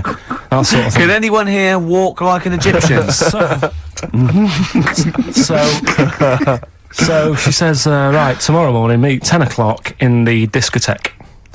So we get up and we have breakfast, and it wasn't a good breakfast. The kitchen was, like, bit horrible. The food wasn't good. And it was run by sort of midgets. What do you mean it was run? Not there's anything wrong with that. There was little fellas running around, and the annoying thing was one of them sort of started to fancy my girlfriend. How did he manifest his affection for No, you're not saying there's anything wrong with midgets, though, are you? Just No, saying it no, was not strange at that there all. was Yeah, a but lot- even midgets shouldn't be cutting in on Karl Pilkington's No, territory. I know, no. But it's also that thing of, you know, they've got little fingers, and it sort of God, I'm ruined- so sorry. No, I'm not. It is a bit of a phobia of mine. Okay. Do you know what I mean? They are nice people and that. Sure. Oh, God. But the annoying thing is... So what was he doing then? How did he... I don't understand how he was chatting up your girlfriend. Was he crawling under the table so you couldn't see? He just kept... Whispering to her from underneath there. Stop it. Just sort of, you know... Wait, I don't want to get a complaint on our last show. There's not many midgets What's going to happen? Can we just finish this and start up again in a couple of months? Oh, yeah. So if you want to know more about the midget theme restaurant, then we'll talk you in 3 months. Yeah. It's just. It's just. No, that's fair enough. Actually, Oh, you're yeah, absolutely no, right, sorry Karl. about That's your this. producer's head Listen, on. we'll see you in about a really, it's been a pleasure, truly, and thank you for everyone that wrote I've got you a couple letters. of presents. Have you really? Yeah. I've got you both a present, right? Oh. I got Ricky, you know, like we've done fables and Yeah. stuff, right? Yeah. This is like Mr. Ben. This Oh. is brilliant. Yeah. Right, and it's like little fables that Mr. Ben goes on. Oh, fantastic. So I want you to learn something from that for when you come back. Okay, brilliant. That's lovely, I'll tell you one Karl. of the stories I read this morning. It's brilliant. In fact, when you've done with it, Yeah. give it me. Yeah. Because I haven't finished reading that. Okay. Thank you, Karl. And for Steve, a little chat Oh, up lines. A little book of chat-up lines. that's great, fantastic. Karl. Well, we'll see you in 3 months. But carry on emailing Karl. Cherish Karl Pilkington. He sits in a little room by himself, so keep him in touch. And we'll see you in August. We're going to leave you with something that we all love. This is There Is a Light That Never Goes Out by the Smiths. Very apt, I think. Goodbye. See you later. Take me out tonight. That's Feeder and Come Back Around. It's a new leaf, Steve. I'm going to do properly now. I'm not going to be slovenly. I'm sitting up straight, you see. Yep. And it's going to be a proper DJing, because I think... Coming up soon, some great tracks, including a new one from Abs and an old one from Snow. Informer. You don't mean that if it's me eka boom, a licky boom boom down. I'm joking, of course. We've got some fantastic tracks, some stuff, great yeah. chat, and we've got Karl with Some me, great Steve. chat. Steve, I'm Ricky Gervais on XFM 104.9. There he is indeed, with him Steve Merchant. And Karl Pilkington, of course. Say hello, Karl. All right. Yeah, nice. And you say you read... The beginning of a radio show is very much your wares, your shop window, laying out your stall. I don't think you could choose a better track than The Only Ones, Another Girl on the Planet. I'd love to hear it. Another planet. One of my favourite intros, that. Amazing. Oh, that was dangerous, because I once heard on Capital Radio, this has got to be the greatest rock intro of all time. And they played Money for Nothing by Dire Straits. Brilliant. Yeah, Brilliant, I can just imagine them putting their head down. I remember a friend of mine when I was at school, he just bought a car, and he took me outside to show off the stereo system, Money for Nothing. Really? He just played that. I'd never heard the song before. Just played that for its entire 4 or 5 minute duration. It is a to good show song off for the sound system. Yeah, it's a good song for showing off intros and sound Yeah, systems. Exactly. Yeah. You said you were driving along earlier. You saw someone. Are you, yeah, it was one of those zooped up sort of, sporty saloons. Nice. You know, the big, like a Mondale or something, those big, and, it was blaring out, and the bloke in it was sort of like, I could tell he was 24, but already going bald. Yeah. From, like, obviously his estate agency jobs, not too Yeah, well. yeah. But he's made a bit of money, and and the stereo system was ridiculous. I mean, so loud, and it was going through Covent Garden. He was playing Snow in Informer. Oh, do people remember Informer by Snow? It was a big tune in my I don't youth. know. It's Informer, great. Yeah, yeah, I always enjoy it. Can I bring but, that in next week? Can we play no, Snow next week? Well, you can play a tiny little bit. Tiny of little bit of Snow. Yeah, Informer. a Do you remember tiny Snow, little- Karl? Yeah, I You love loved it. it. Yeah, big tune. Yeah, loved it. Oh, Yeah, did you? big tune from yeah. the 90s. Happy song, isn't it? Wait, you were Yeah. saying that you've turned over a new leaf. Yeah, yeah. Is that in all aspects of your life, or is that just in your broadcasting career? Because the reason I bring that up is because, do you want to describe what you were eating just now when we came in? Because Well, you're a 40-year-old man. no, You've put on a listen. little bit of weight, so presumably you're watching what you eat. Well, no, but it sounded exotic. I went Can into I- a go cafe on. and they didn't have a cheese sandwich. Right. And Can I describe what it looked like to me? Right, it looked to me like a big slab of cheese. You've just got them to just cut off a big block of cheese, like the size of a CD case. Or one of those double albums, right, of cheese, right? And just lightly melt that for me, so it drips over my hand and it gets really greasy in the bag. But just lay some strips of bacon on the top. yeah, but listen, you've embarrassed that what yourself. it was? No, it's a croque monsieur, so it's French. what? A croque monsieur. A croque monsieur. Yeah, and so I thought, I've ooh, never heard of a croque you're having a, monsieur. see, you've embarrassed Is yourself. that how it's pronounced, or is Yeah. it croque monsieur? Oh! Hey? You didn't expect me to be bringing out the French. Eh? Tu aimes la musique pop? Oui, je t'aime la musique pop. Le plume de ma tante. Où est le syndicat d'initiative? That means my aunt's pen. So what was it then? It was a croque Yeah, monsieur, and it was just too greasy. It was just too, and it was all wobbly. I like toast, I like it to be crisp. Sure. It's the thing with like, what? This is rubbish. Play Coldplay. Out the frying pan. Yeah. Coldplay. It's alright, isn't it? Yeah, it's not bad, yeah. Yeah, Not bad. nice little track. Well, Steve, we've been away now for what, 12, 13, 14 weeks? Is that really? Yeah. Wow. I've been looking forward to coming back. It's great to be back. Yeah, yeah. And, Yeah, we've had some laughs, some tears in the interim, I imagine. Yeah. We've had a few ups and downs. Obviously been working on the TV show, The Office, BAFTA winning. Coming soon, BBC Two. But Rick, I just need to mention something quickly to you. Go on. When did I last see you? I saw you yesterday, didn't I? Yeah. Because we went up to Edinburgh yesterday. We were very nicely invited to go and talk at the Edinburgh International Television Festival. It was quite a big deal. We went up there and we were interviewed.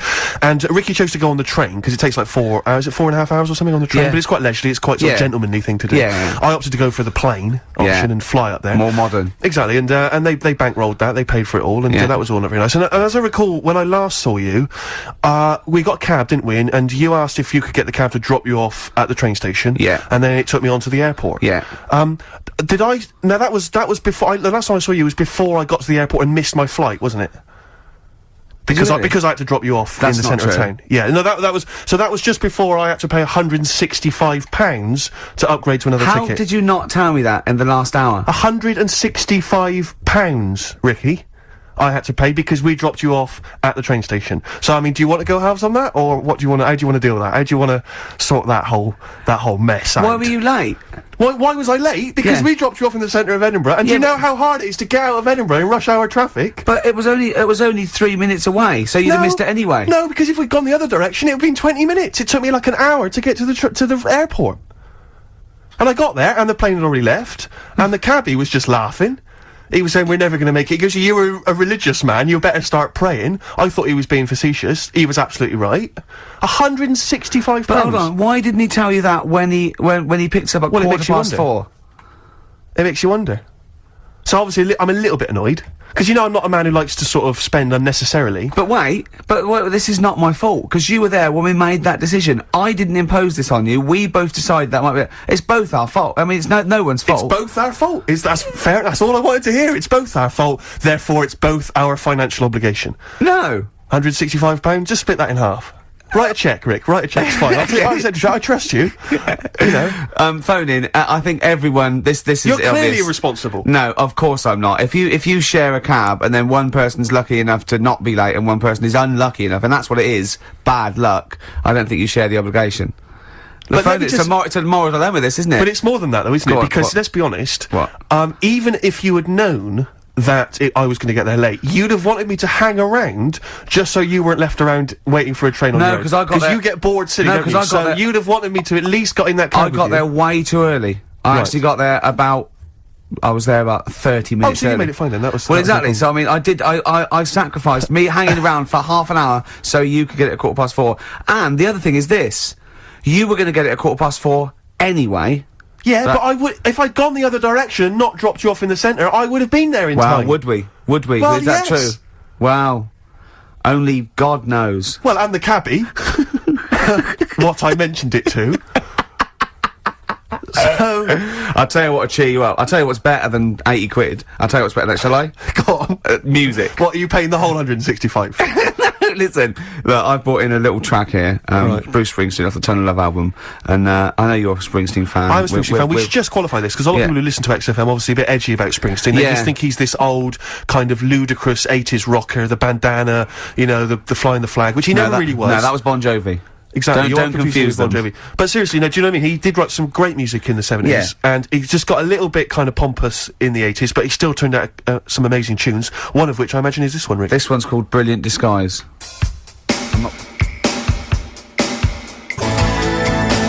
Bit of Springsteen there, Brilliant Disguise on XFM 104.9. I think that soothed you a little bit. That's not really taking the blood off. I just remember something as well. 80 quid, Rick, 80 quid. You know what? We finished the talk at about sort of 3, and we had a couple of hours to kill before we got the about that half 2, wasn't it? We had a couple of hours before we got the taxi, and we were eating in this cafe, and Steve said, "How long's your train journey?" I said, 4.5 hours. He went, "So what time I get?" I said, "I'll get in about 10. He went, 6:30, me. And he's quite smug, and I went, "Yeah." I said, "It is quite a long time." I just started to sort of relax and over. He went, "Yeah." I said, "I think I'm come off better here, because usually you've organised all this stuff." He said, "But I think you've chosen wrong here." I said, "I think you're right." Didn't you? Don't think those words weren't coming back to haunt me as I was handing over 165 notes. All I was thinking was, Ricky's going to be loving it. In first class, drinking John Smith's and listening to Mercedes Yeah, Walkman. but I handed over my initial card. She said 165 quid then. I went, fine. I handed over the card. It was a Switch card. She said, we don't take Switch. Don't they? I was thinking, what am I going to do then? I don't know what I'm going to do. I don't know where I'm going to get the money from. What did you do in the end then? Well, Go for the luckily I had cash? another card. Oh, right. And she managed to accept that one. But I don't know what I'd have done. I don't genuinely You don't didn't know what tell I'd me have you done. had another card. Yeah, I got 2 cards. Have you? Oh, yeah. Sure. Yeah. Yeah. Oh, that is depressing. I was so depressed because I just kept thinking about what I'd said to you. I've won this time because normally I'm always like legging it for tubes, or I'm just, do you know, where I get stuck in the rain or And something. I've I just never organised seem a to be able to driver or organise travel. something. Because when you get me a job, I said, well, it's up to you. It's up to you. You know what I mean? Every man for themselves. But this time it was 4.5 hours, and I was just in that 40 minutes on the plane. There'd have been no problem. Yeah. Unbelievable. I'm so livid. Do you know, I got off because I was not very well either. I'm a bit ill at the moment. I got off the plane, and I thought, well, I could get a cab from the airport all the way back home, but, you know, I've already been stung for 165 quid. Got the tube. Took me forever. Really? I'm not gonna lie to you. It took me forever. So I got in probably later than you did.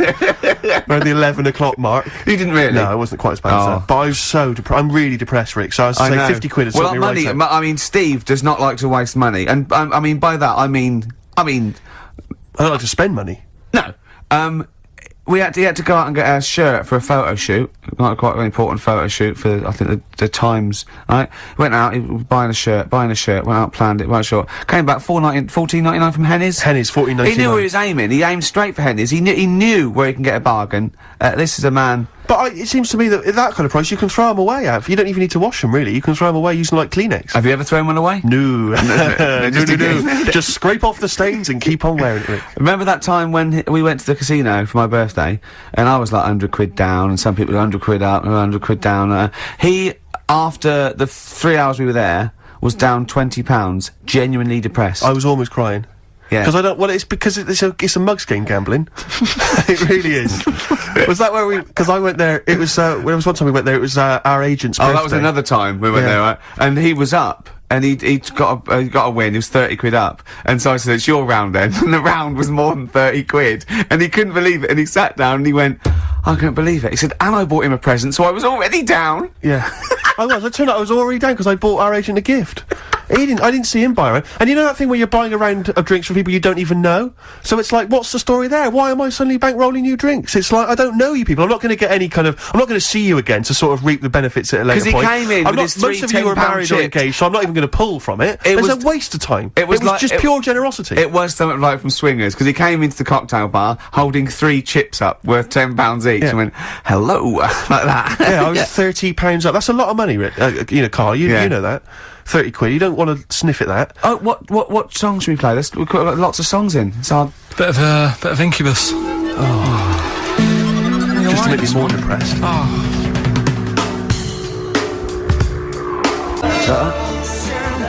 do you like that? Oh, I thought it was a bit slow. I know, but I'm a fan of it. I like slow songs, but I that didn't really do anything for me. I've always been a fan of it, even from, you know, early days. Yeah. I thought his first song was really great and much maligned. People didn't like it, because they were expecting, like, you know... The Verve. Yeah. Yeah. Urban hymns and all that. Yeah, But, yeah. that's great. On XFM 104.9. Who are you? Ricky Gervais, who are you? Steve Merchant. Who's that little round-headed Oh, fella there over he there? is, Karl Pilkington. Carl. We're having a lot of Carl today. He's a bit tired, aren't you?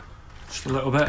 What happened? Bit annoyed You with came back from Edinburgh today as well, didn't you, on the plane? This morning, Yeah, got an early flight. yeah. And it's just annoying me because there was like people on the plane fighting over where they wanted to sit. Surely they've got designated seats. Well, they have, but that wasn't good enough for them. They wanted to sit next to the friends and that. And it's like, well, you can't because you didn't check in together. So that's the way it is. Yeah, done. But the thing is, it's from Edinburgh, 40 minutes, Yeah. and I just don't understand this sort of. You can stand for that long, can't you? Well, why do you have to sit next to the person anyway, to be honest? I mean, fair enough, if you're going on a long flight, someone to talk to, but for 40 minutes, it really doesn't matter. I never want anyone to talk to. I don't want anyone sitting next to me to talk to me. Why? What are they there for? What? I don't mean people I go with. I mean if I'm travelling alone and I sit next to someone, I don't want them to talk to me. Yeah, but I don't really know. If I was travelling with you, I'd really not want you to talk to me.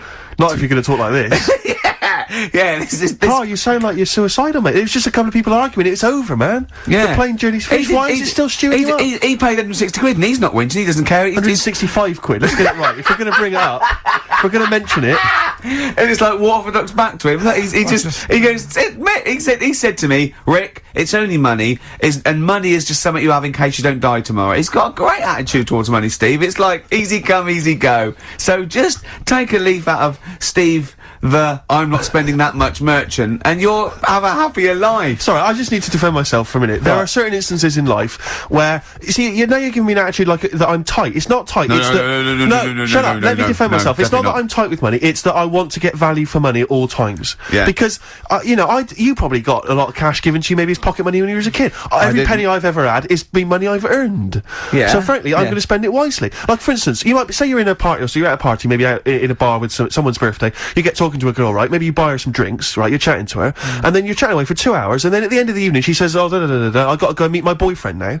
Right? She's wasted my money and my time there. Yeah. That's 2 hours wasted and money wasted, right? Now, she should have told me straight away that she had a boyfriend, and I wouldn't have bothered with her. I'd have moved on. I'd have looked on to her. What if she thought she was just having a chat with another human being? Though, Rick, where I'm being deliberately deceived, so people can extract money from me or interesting conversation. Yeah. She knew what I was after. It was obvious. The drooling mouth, you know, the beady eyes, and yet she was leading me on. And she was a prostitute. And think how he felt about that. I mean, what a slap in the face. Let's not try and cheapen it with that kind of cheap sexual innuendo, right? She occasionally slept with me for money. It wasn't for money, it was for meals. Yeah. No, but the point was, no, do you know what I mean? It's just that sort of attitude generally in my life. It's like, don't waste my time, you know? Don't waste my time or my money. You're right, life is, the clock is ticking as far as I'm concerned. And, you know, and so just, if you've got a boyfriend and I come up and I'm chatting you up, just let me know and I'll move on. I won't bother you. Yes, please. I'm glad you mentioned that, because I feel they should definitely introduce some kind of badge system. See, the problem is that women without boyfriends will be wearing those badges now, and you won't be able to, you know what I mean? You won't be able to say, have you really got a boyfriend? No, I just think there should be some kind of there should be an etiquette, there should be an understanding. Yeah. You know, because they know, they can see what I'm after. It's obvious. Is it obvious, is it? I make it very clear. You're not a subtle man. No, I just come over and pant. Do you still try and attract their attention by throwing small rocks at them? Yeah. As they walk down has that ever worked? Occasionally. Is it really? You know, the desperate ones or homeless ones. Oh, the homeless ones. He once, right, he said to me, he came in to, work, and he said, I gave a homeless girl £1, right? Because I fancied her. He said, is that wrong? Is that really bad of me? I don't think it is, you see. I don't think it is, because it seems to me if she was an attractive homeless girl, then she deserves some of my money. I just imagine him slowing down. I imagine him, like, going past loads of tramps going, get out of it, get a job. And she goes, hello. But I have to say, I did for a moment just pause and think to myself whether I could kind of scoop her up in my arms, take her back to my place, and kind of turn her life around like My Fair Lady. Oh, yeah. You know what I mean? And kind of teach her to speak properly, and dress her up in smart clothes, and take her out into sort of society. Yeah. I think that's where your first mistake was. You said, listen, love, I'm up for it if I can hose you down. That was where you went wrong. Smiths, Cemetery Gates. Great, wasn't it? Always cracking. Off the Queen is Dead. Voted best album of all time, I think, in an NME poll. I don't think it is their best album. Strangers Here We Come. I agree. By far the best. I agree. Yeah. Cracking. Anyway, Karl, so people are arguing on the flight. How did you enjoy Edinburgh, by the way, anyway? Because I saw you up there briefly with you and, Nick Frost, your new mates, Nick Frost and Simon Pegg. You know, he prefers them to us now. I know, apparently, I could tell that from just talking to him, really. It was just, the way he was sort of looking at them, everything, he was just smiling at Nick Frost. It's his new best chum. You love Nick Frost, don't you? Would you have preferred it, right, if I went to Edinburgh and had to sit with some people that I really didn't like? Would you have been happier for me? No, do you know, but so I had a great time with Simon and Nick, and they're nice people. But he kept going to, oi, Nick, tell Ricky that story. And Nick and Simon, well, all it was, right? And they're ghost stories. He loves them because they believe in ghosts. Oh. It's not just they're that. great blokes with great sense of humour, just because they believe in ghosts. And you go and tell him that, he goes, how do you explain that? I was going, well, I wasn't there. What was that one you told me and it was completely wrong? About the... It was, oh yeah, right, it's years ago. Oh yeah. Some in olden days. Oh sure. When ghosts roamed the earth. Once upon a time, you mean? Yeah. Some doctor or something who was into, like, the way bodies work. They got their head cut off. Who did? The doctor? Yeah, he was doing a bit of an experiment. And he cut his own head off? Yeah. Okay. And it was about, he said, when my head's in the basket, I'm gonna blink my eyes. Right. Okay, sorry, hang on, let him finish. And, So the doctor has chopped his own head off, and he's told everyone, I'm going to blink my eyes to prove that He's there's in the life after basket, death. and he goes like, right, I'm going to blink my eyes about, as many times as I can.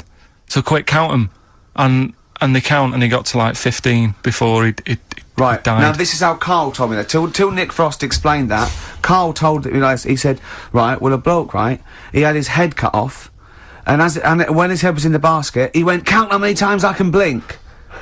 And I went, well, that's rubbish. He went, no, and Nick went, well, no, he actually said, when my head's in the basket. He went, and Karl went, all right. I said, Karl, do you know the subtle difference? Do you see the subtle difference? I have to say, though, guys, I still don't really understand what went on there. You've both lost me. The story is that a bloke who'd been found doing, You mean that Karl just explained it and that was a clear version? Because I still don't know what you're talking about, Karl. Well, this bloke had his head cut off at experiments against God. He was a doctor in the, in olden times. Yeah. And when they cut his head off... Why did they cut his head off? Because it was... He was executed. Crimes against... Exactly, he was executed, yeah. And, he said to his assistant, when my head's in the basket, I'm gonna blink, count how many times I blink, and write it down as an experiment, right? Karl told it to me, like, his head was cut off and he went in the basket, and when his head was in the basket, he looked up and said, count how many times I blink. Yeah. I love that. I love the difference in that story. Yeah. Both rubbish, Yeah. but, one's Why possible do you and one believe isn't. anything? You believe anything that you're told, except when we tell you the truth. Right, Yeah. here's one. Christ. Ghosts and that we got talking about. Sure. And Nick said, right, he said, you'll like this one. He said, my auntie, was having loads of problems. Why are you whispering? It's not illegal to talk about ghosts on the radio. No, but Is he hearing this? so, the auntie's in the house and that, and, furniture's moving about all the time. Oh, God. And they were like, no, this is... Steve, he told me this one. This is such rubbish, mate. No, come on, I'm let's listen. I'm gonna leave it to you. I'm gonna sit back and enjoy it. I'm just gonna watch your face, Steve. Right. Sorry, so they I missed said, the beginning there, Karl. There's an auntie in the house. basically, Nick's auntie, Right. in the house, things moving around all the time, and it was just annoying every time she tidied up. It was like, It was just annoying. making a mess. It was one part annoying to two parts scary. Yeah. So, stuff was moving around all the time, and they said, right, rather than we need an housekeeper. Yeah. rather than having the house a mess, until we sort Stop this out. it! I've got the vicar coming round. Stop moving stuff around. Oh, yeah, go on. They said, That shouldn't be in the pants drawer. let's put all the furniture in one room, right? Right. So just have one room that's a mess, and have all the others empty. Because I love the poltergeist can't really... it can move wardrobes around, but it can't open a door to put it in another room. Yeah. Poltergeist going, oh, I'm just making this room messy. I wish someone would open the door so I could... Go on. Yeah, but so all this stuff's in this room. So they right? moved all their furniture into everything. one They room. put like the drawers in there and everything, and it was really uncomfortable because they were all like on top of each They other. sat in the room with all the stuff. Yeah, they had to because that's where the 3-piece suite was. Okay.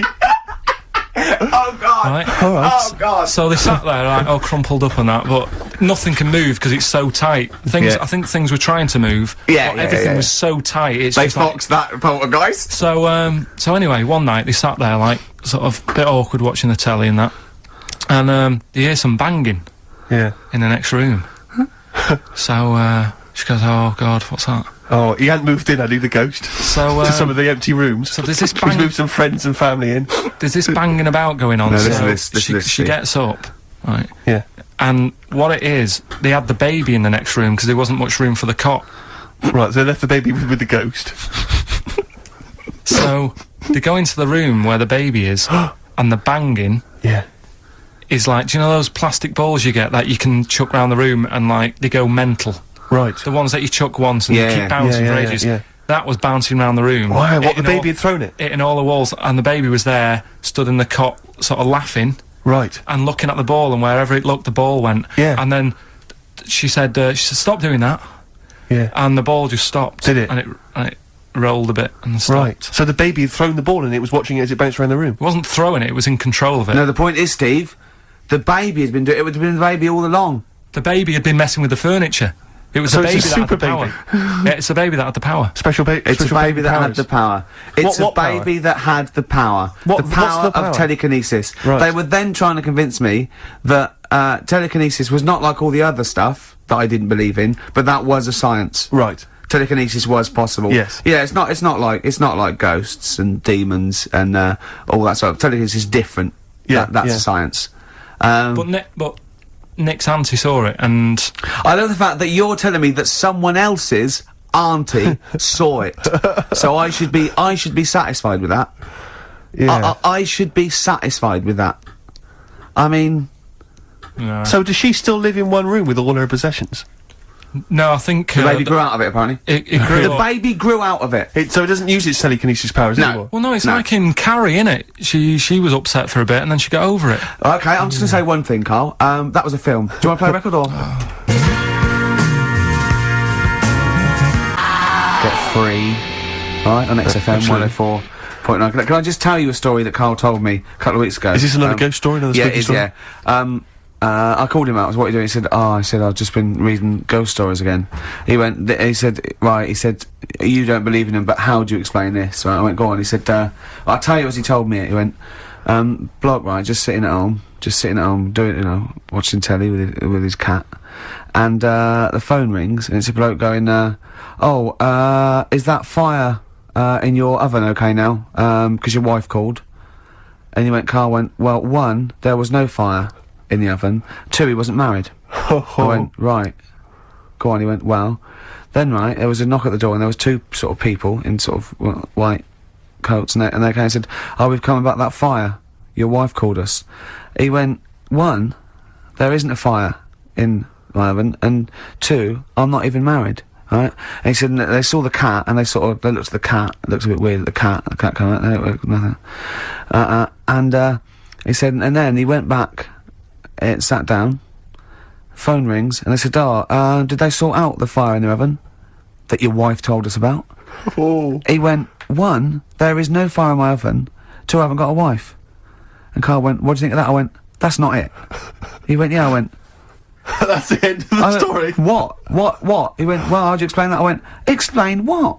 I thought he was going to say, a year later we got married, but she died in an oven fire. Right? I thought it was going to be that. And I went, That's what? people winding him up. Yeah, or, someone did report a fire oven, and their name was Johnson, and they looked up Johnson, they got the wrong thing, it was the gas board, and they sent it round to the wrong person, right?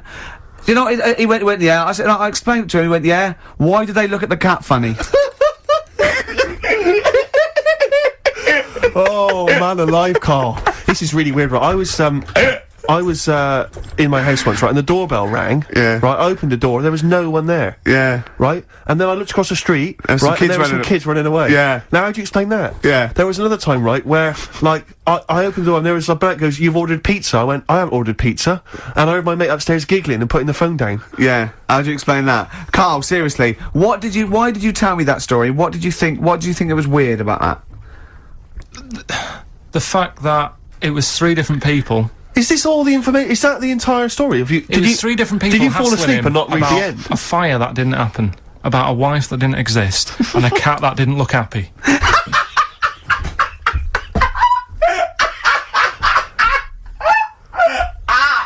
Oh, I'm gonna have a heart attack, Carl. What? I mean, why did they look at the cat funny? Because cats don't like spirits, do they? What? The other blokes were ghosts? Yeah. Yeah, that's it. So these are kind of beetle about type ghosts. These are ghosts who walk the earth as the undead, just winding people up slightly. That's lovely. That is But lovely. seriously, and a cat Carl- that did not look happy. But seriously, why would ghosts wander around just like winding people up?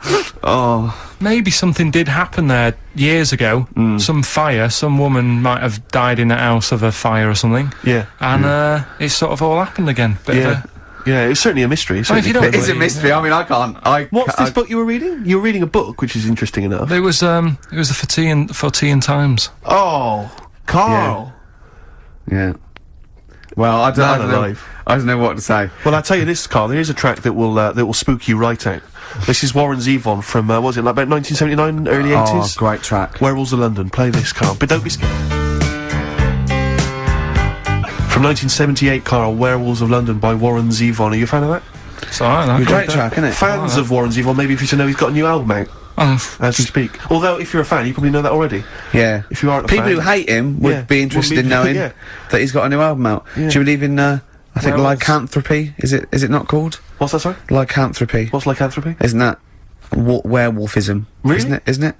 Do you believe in that, Carl? They've found stuff, haven't they? They've found kids walking about who are all hairy because they've sort of grew up with wolves and that. Yeah. So No, you see, two things there. You cannot take on acquired characteristics genetically. So, if you grew up with wolves, it wouldn't suddenly make you hairy. There's been pictures, there's been stories on it, and I reckon most people a lot of people have seen the stories. It's a popular thing. You mean the kids that are born hairy? No, there's kids who've been born hairy, right? Yeah, that's it. No, but listen, and they walk around on all fours, and they drink milk from a saucer. Steve, this is remember that time with the maggot in the head? Yeah. Getting out with bacon, and you were like laughing, and then people called up and said, "Yeah, I've seen that. I've read about that." Yeah, this is the same thing. Have you seen an XFM listener up close? Have you ever looked? They studied? drink milk from a saucer.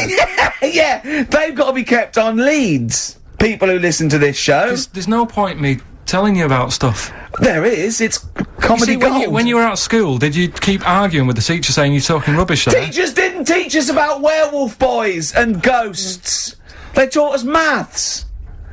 God, right. Tell the story about the manhole cover. Right, in the same magazine as the one with the cat and the fire and that. Don't tell me that story again, it gives me the shivers. Yeah, a cat that's got a weird expression on its face is against God. Anyway, this isn't a scary story. This was just like physics. Physics. Yeah. It was going on about the nuclear bomb and how powerful it is. And they put a manhole cover on top of one. Okay. Blew it up. Yeah. Never saw the manhole cover again.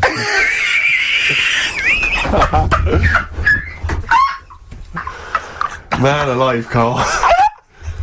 Unexplained. What's going on there? Something weird is happening there. Oh. If anyone has ever seen that manhole cover, please get in touch. We'd love to know where it is. Oh, that's fantastic. What sort of experiment is that? I imagine all these scientists on multi-billion-pound research budgets, they're going, we test everything. What would you do to a manhole cover? Don't know. That's like letting a couple of students yeah, exactly. have control of a nuclear Do you reckon it can Let's send a put this traffic cone into orbit? Go on then, put it on there. I love that. Imagine that. What value is that? I might tell you what we could do. We could put the manhole cover on it and aim it, and then blow the bomb up, and the manhole cover would have someone's eye out. Fire it. See if you can fire manhole covers off the nuclear bomb. I don't know. Try bangers to a bomb. See if it's louder. Oh God. Okay, listen, Carl, play another track, and then afterwards, can we probe your views on the week's news? If you want. We'll do a bit of a white van Carl session.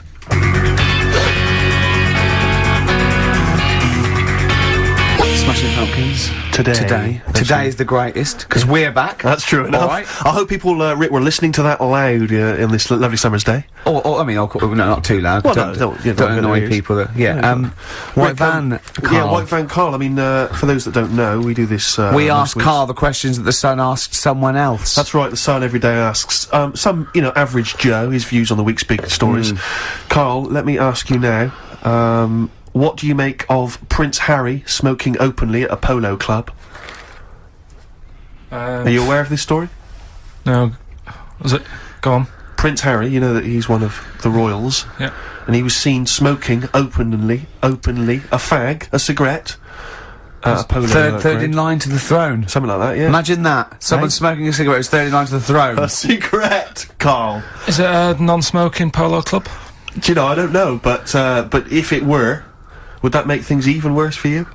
Well, No, yeah. seriously, what do you make of it? This is, the whole, the furore is he's a role model, he's a royal, should he be seen puffing away in a public place? I don't think it matters, does it? Not a concern for you? How old is he? Is he old enough to smoke? I think he probably is, yes. Right, yeah. Well, it's fine. I think the trouble with this role model thing, with anything that's legal, it should either be illegal or not. Yeah. I just don't think you can impose things like that, because you could say that it is bad for you, and it is bad to start smoking, and it really is bad for you, and it causes cancer and everything. But everyone knows that, don't they? Well, yeah, but you should either make it illegal or shut up about it. So this is Karl you're asking, isn't it? I am indeed. Sorry, So we can throw these questions your way as well, if you fancy. Sorry, yeah. It doesn't matter. But Carl, what are your views generally? I mean, it's obviously cigarettes are perfectly legal and so on, but what about stronger narcotics? Because I know you're very scared of drugs and stuff, aren't you? You're Yeah, I'm not a fan. I don't No, what's your concern? What's your worry? Just like, you might get into them. Sure. It's like, you might have them and go, oh, this is alright. Exactly, Carl. Exactly. Although I was talking to you about it earlier, and you weren't very sympathetic about a lot of young people who have perhaps gone to crack or smack. Didn't you describe it as their own fault? Sometimes it is, isn't it? Yeah. I mean, I could have turned to it where I grew up, but I said, well, don't want to do that, it's not good for you. Sure. And I avoided it. You turn to ghosts. So you've got no sympathy for anyone who's a drug addict? It's their own fault, is your... It depends, doesn't it? Sure. Do you know what I mean? You can be an addict if, I don't know, something... I'm trying to think of a nice way that Well, you most might people end up... start on stuff like that because something really traumatic's happened to them. Very few people go out for a laugh one night and go, let's all try it. Sure. So, you know, but, yeah. Just anyway. say no, I suppose, is the Just say attitude no, in the end. listen to the cast of Grange Hill. Now, this will scare you. Now, Carl, you will be a little bit unnerved about this. Have you seen the film Jurassic Park? Yeah. You know what happened there? Well, according to the Sun here, it says scientists are planning to clone mammoths for a theme park. Look at his face, look at that, he looks like a dog caught in the headlights of a car, he's terrified. I love Carl. He sprung to attention Carl. there. Is that the best news you could have? Man moths.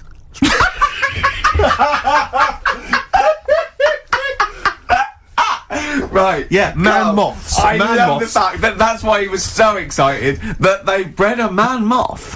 What is this? Yeah, it's a human being that hides in your wardrobe and eats an entire jacket in a day. Yeah. What do you mean, man moths? Mammoths. Mammoth, the big hairy you heard cow of a from the mammoth? Ice Age. I mean, elephant. You're not so excited about that, then? You can take or leave bringing back mammoths to life, but a man moth... A man moth is a different matter. Oh, if we'd have never brought that up, he'd have gone and told someone now. Yeah. You know, they've bred an half man, half moth. This and is that's what how, we this is how mean. things start. This is what we mean when you hear these ghost Are you stories. slightly deaf? Is that it? When you hear these stories, you're slightly deaf. And his head was in the basket, and he went, count how many times I blink. Is it? Carl, is English your first language? Are you actually foreign? Is that the thing? Yeah. Should we speak when we say slower? foreign, we mean not of this planet. Yeah. Should we speak slower? Would that be a help to you? No, go on. Next What do you one. make of Do that? you think that's good? The Do you think idea that's of good to bring bringing back mammoths? prehistoric animals. These giant elephants. They're slow, aren't they? It's not as if they're gonna, like, get out and run fast and they can't capture them. They'd probably be like a fence, to elephants, be honest, aren't they? Carl. They'd probably be a fence. No, but This is I'm but you're asking it as if, like, oh, it could all go wrong, but it couldn't, could it? Well, Really? but the point was about Jurassic Park is they thought it wouldn't go wrong. They thought they had it all under Yeah, but control. that was and Have you dinosaurs. learned nothing from Jurassic Park, Carl? Dinosaurs would say, oh, think about it before you do it. But with a airy elephant, it's not gonna... Not a concern for you. Would you go along to see him? Would you be interested in that? If it was in the area. He's great, isn't he? I'd love a queue, Nothing right? impresses No, him. but what I'd like to do is Carl sitting like Yoda in a little cave, and I'd just like to see people like Tony Blair and, you know, Stephen Hawkins in a queue, and they go and say, Carl, got a bit of a problem, And thinking of cloning a man and a moth. Yeah. Problem?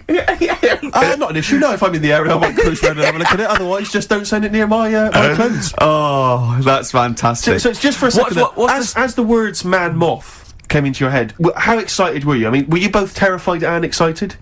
For the moment when you thought that they'd cloned a man and a moth.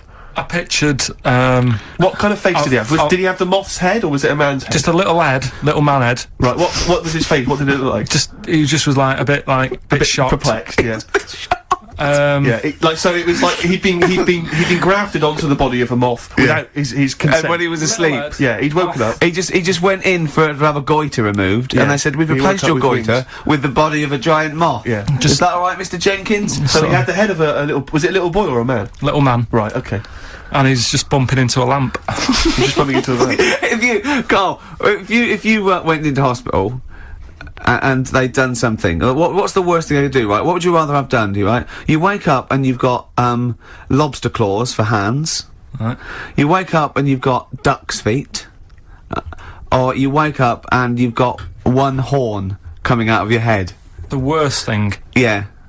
probably the horn coming out of my head. Why? Get in the way. That'd be useful, wouldn't it, in fights and stuff? And for like parties, people would play Well, I suppose quoits. the lobster claws would also be quite handy there. Definitely.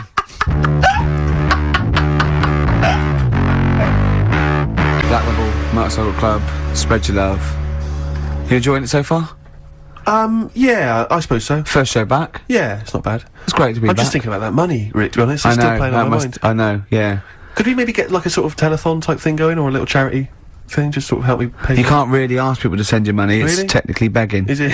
Yeah. Okay. Unless is you're there any way- are you a registered charity? I suppose not. Not really. We could probably get you status. Yeah. But could I promise? I mean, could I pretend to give them something in return? I mean, am I allowed to sell things on the radio? Yeah, you are. Yeah, so- Although you probably get in trouble with the authority if you're using it to sort of like to your own. Totally. Not like everyone else doesn't. No, exactly. Yeah. Free lunches and Yeah. sponsorship and Yeah, God knows yeah, what. yeah. You know what I mean? Yeah. But the people that work here, small fry, the Yeah. scum. Exactly. The nobodies. Yeah. Yeah. But 165 quid is it's quite a lot of money. So I mean, if you want to contribute anything, Rick, as I said before, you're more than welcome to. Yeah. No, I would if I felt any responsibility. Right. Yeah, Or cared. sure. Yeah, I got there too early, which is annoying.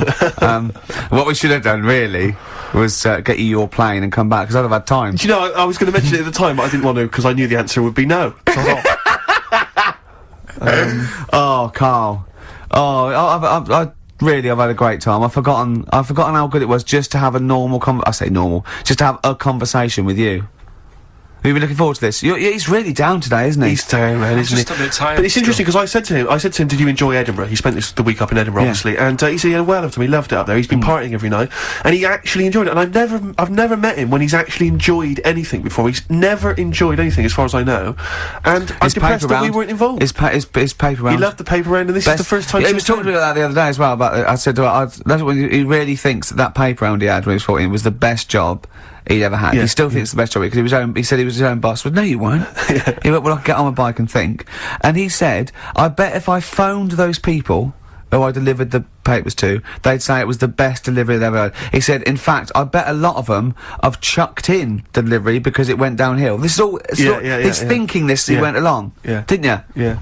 Imagine phoning someone up and saying, you don't remember me, but I used to deliver your paper 10 years ago. Was it the best delivery service you've ever had? No, but if I said I delivered it 10 years ago, you used to, if you got up at like 6 in the morning, it was there for you. Yeah. There's no other paper boy who could guarantee that they'd have that paper when they got Karl, out if of you bed. could earn enough money, would you do a paper round again? If that was your job, but you were being paid enough to make a living from it, is that something you think about? Do you think you'd enjoy it as much nowadays? Yeah, I reckon I would, yeah. Yeah? Yeah, listen to some music. Sure. £1,000 a week, would you do the best? Yeah, Would you really? yeah. Is there anyone out there who is willing to test that? Is there anyone who's willing to pay Karl, right, a grand Yeah. to take a week off work and deliver papers just for that week? All day though, it's all day. No. I'll What? get up and the customers will have their paper. Yeah, but can I tell you 6 what o'clock in street the it morning. is? No, because No, it's the M25. see, You are being paid £1,000. Yeah, Karl. They may £1,000. ask for a You little got bit to more. deliver to the M25. I'll tell you what. Let's take the mood down a little bit and play one of the most beautiful songs I've been looking forward to getting. By the way, just to play this. To be honest, it's Jimmy Webb's version of Galveston. Galveston, there by the brilliant Jimmy Webb. Who wrote it? Who wrote it? He wrote it. Yes. I mean, yeah. Yeah. Brilliant Jimmy Webb. Who wrote it? Yeah. It was all one sentence. Yes. Did I confuse you? Again, yeah. With my speech patterns. It's just using the English language is always helpful. Rick. But compared to Karl, I'm Oscar Wilde, I aren't I? suppose so.